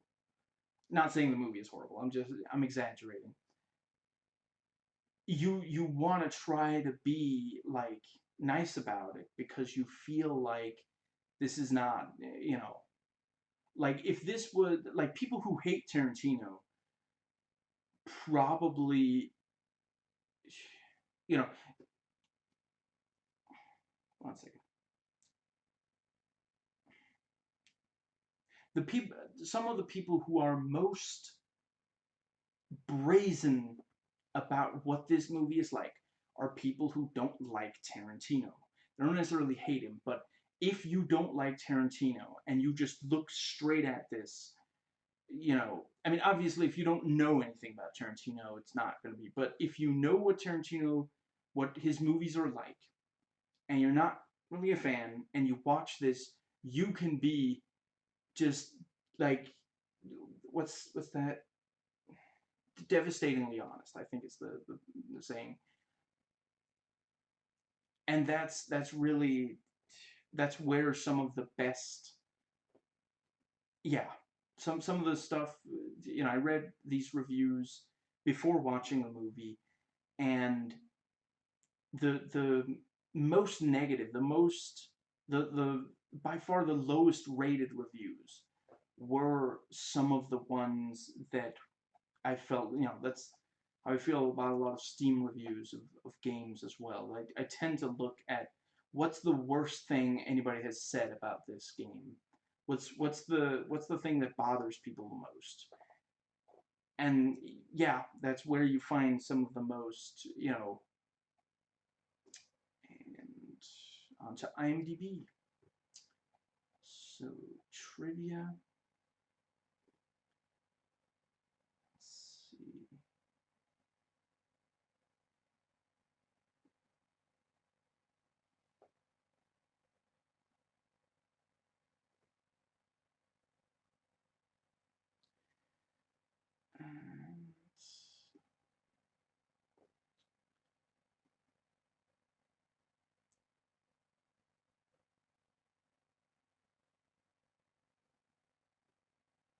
And Tarantino said he worked on the screenplay for 5 years. That really, like, when you think about that, yeah, that really is.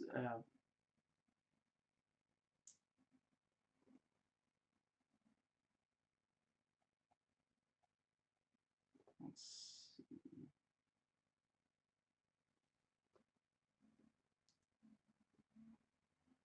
Considering that, it should be a far better movie, I think. And it should be a perfect 10, considering that. And Quentin Tarantino stated the story consists of multiple parallel stories and is the closest thing to his earlier film Pulp Fiction. I can kind of see that, yeah. Let's see.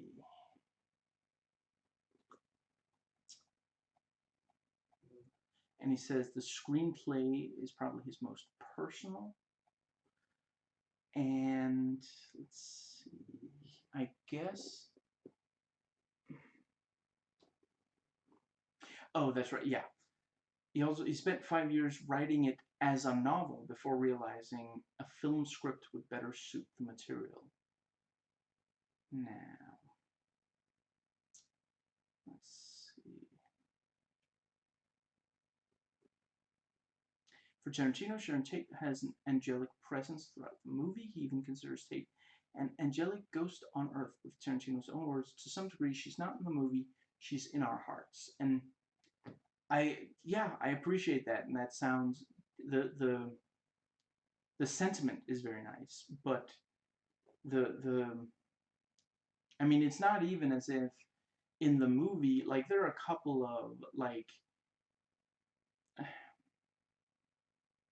yeah, it's like there are a couple of people who are attracted to her and want to spend time with her, but she doesn't change anybody's life in the movie. You know, she's there for the audience to think she's beautiful and angelic, but she doesn't actually, you know, this could, yeah, it. Now, let's see. And yeah, the title is an homage to Sergio Leone, who directed both Once Upon a Time in the West and Once Upon a Time in America. Quentin Tarantino cited Leone as one of his favorite filmmakers and influenced throughout his career. And editor Fred Raskin's first assembly of the film was 4 hours 20 minutes. And let's see.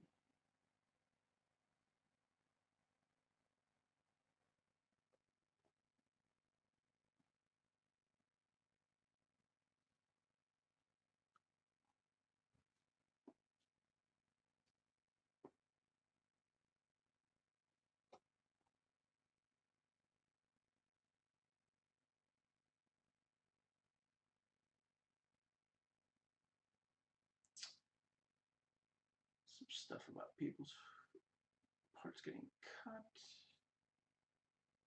For Quentin Tarantino, the title is a take on the fact that the film is a Hollywood of reality, but a Hollywood of the mind at the same time. And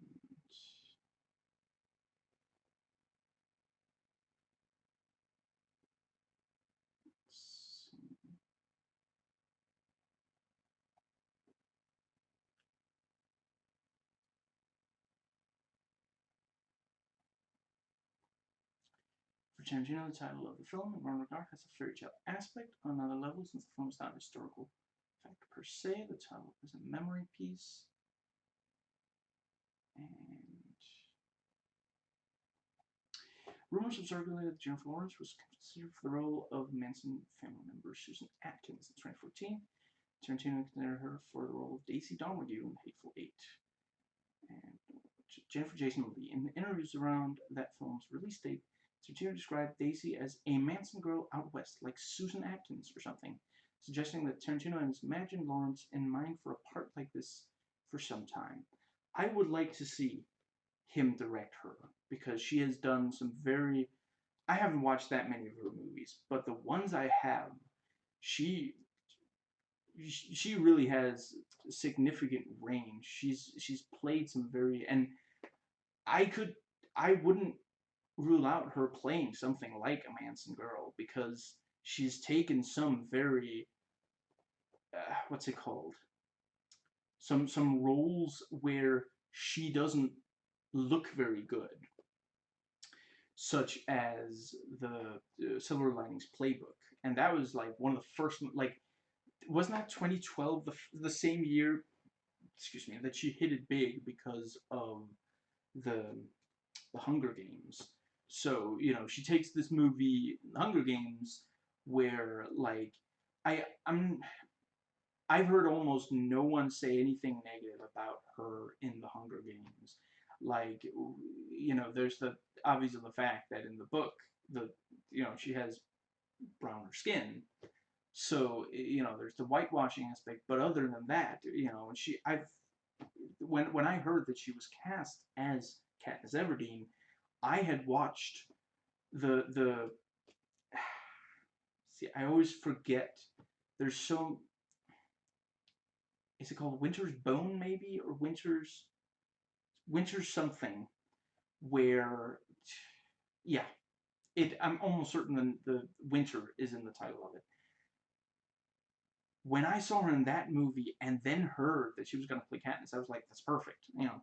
Anyway, yeah, you know, she takes that role that's going to make a star of her, and then she takes this role where like parts of that movie, she's like screaming and all erratic, not erotic, and like, yeah, you know, I mean, yeah, that's not a movie that makes her look that good. necessarily, so she's perfectly willing to take roles like that. So yeah, I wouldn't rule out her. And I'd like to see what I like what Aronofsky, how he, I thought he made quite good use of her in Mother. Anyway, I'm really glad. I love Jennifer Lawrence, but I am really glad that Jennifer Jason Leigh was the one to play Daisy Donahue. I'll admit I haven't watched her in that many movies, but when I saw she was going to be in like when the trailers hit and it was like, oh my god, that's Jennifer. Oh, that's so. I've been hoping that she would be in like, I mean, maybe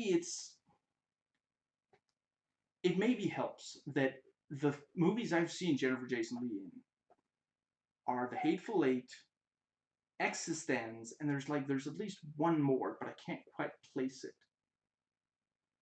So I'm kind of used to her playing like these kind of just, yeah, when I saw in the trailer, I was like, oh, from Existence, that's awesome, and yeah, I love her in those two movies, and I could totally see Jennifer Lawrence in her place, but I do think there are roles that like Jennifer Jason Leigh can play that I don't think anybody else would be quite as. She was absolutely perfectly cast in those movies. Let's see.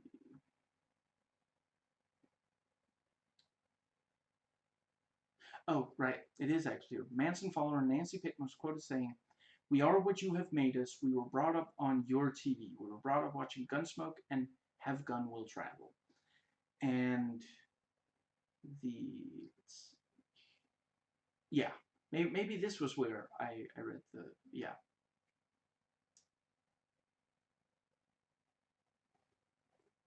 And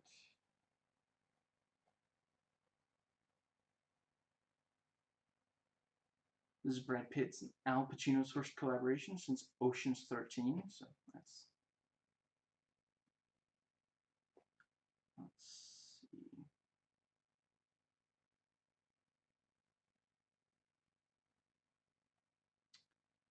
Kevin Smith's daughter, Harley Quinn Smith, stars alongside Margot Robbie in this film, and was named after Harley Quinn from DC Comics Universe. Margot Robbie plays Harley Quinn, Suicide Squad, and Birds of Prey and the Fantabulous Emancipation of One Harley Quinn.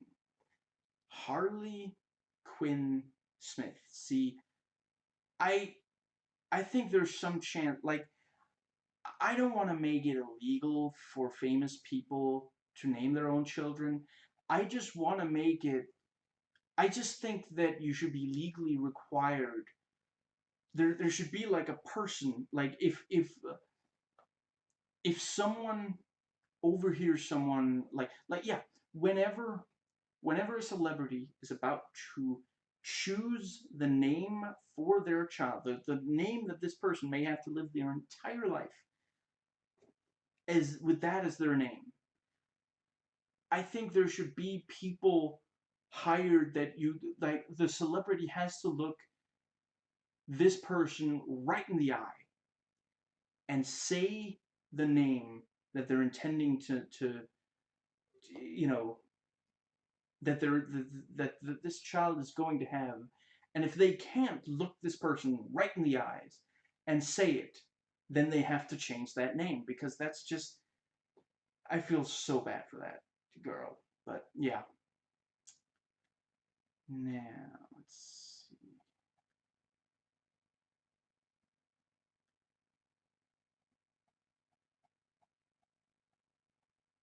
Let's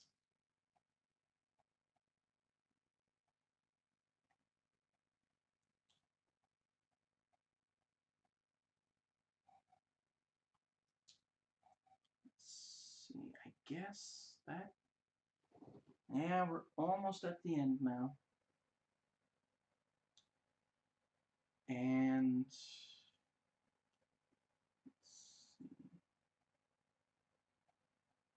right, yeah, cameo Perla Haney Jardine, the hippie who sells Cliff an acid-dipped cigarette. So yeah, you know, BB from Kill Bill Volume 2. I don't remember if she was one of the heavily sexualized of the, I don't know, I guess I'm not entirely sure if there was a hippie girl in this movie not heavily sexualized, but it's like when what's her name?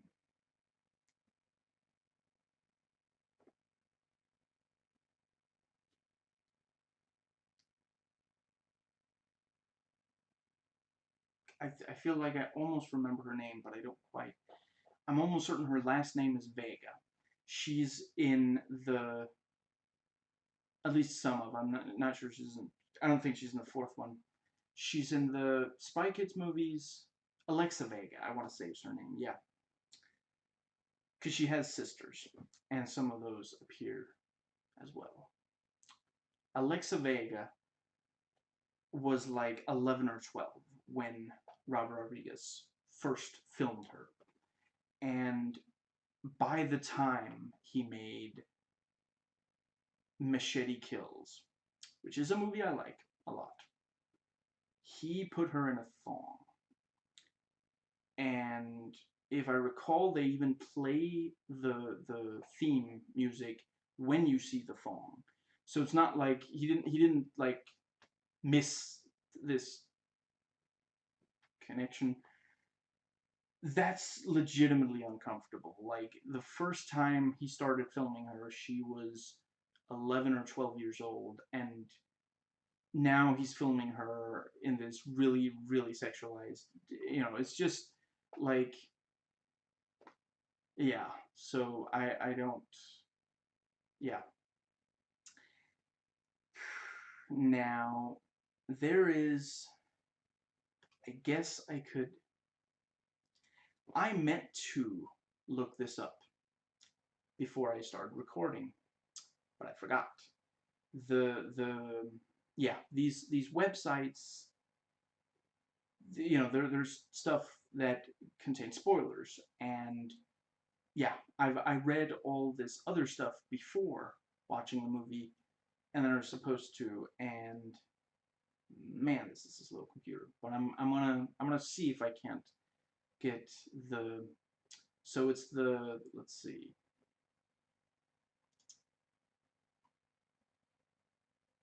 the yikes, this is slow. Okay.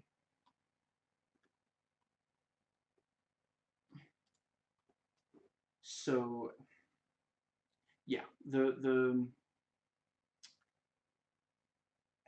let's see, it's the IMDb trivia and Wikipedia. Yeah, I guess I don't think I read any Wikipedia because I had forgotten that the movie was going to. I must have seen that the movie was gonna appear on the, what's it called, in America long before here. I'm so used to it showing up here not very long after. So anyway, yeah, the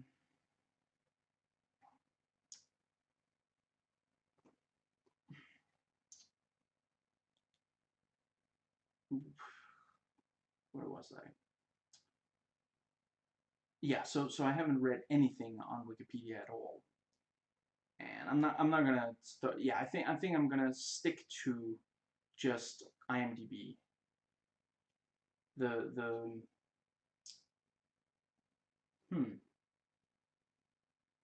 I'm not entirely sure that this is actually gonna be all that. Oh right, and there's the frequently asked questions as well. Yeah, I'm just gonna go ahead and this. Let's see if we can get, yeah, frequently asked questions and the, what's it called, the yeah, the spoiler section of IMDb trivia. this is slow. The thing is that I don't like to use the computer that's actually doing this stream sometimes starts being a little slow if I try to do anything other than the stream. So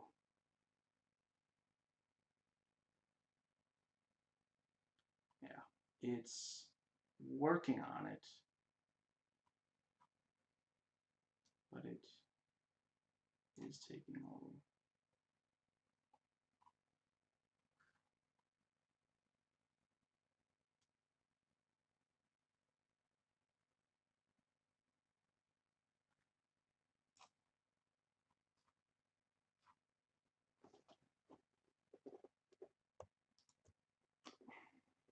Oh, there it is. Maybe. Okay, I'm pretty sure it's working on it.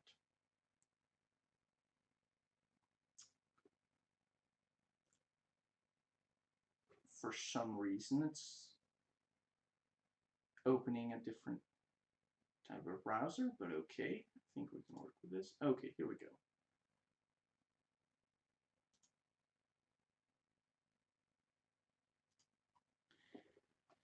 Let's see. The actual film.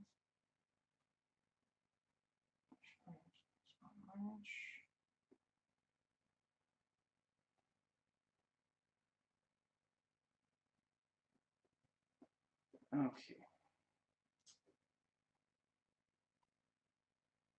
What?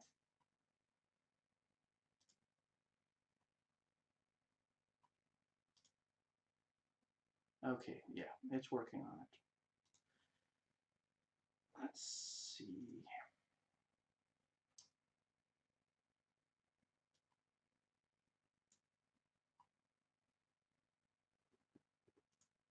And okay, this should do it.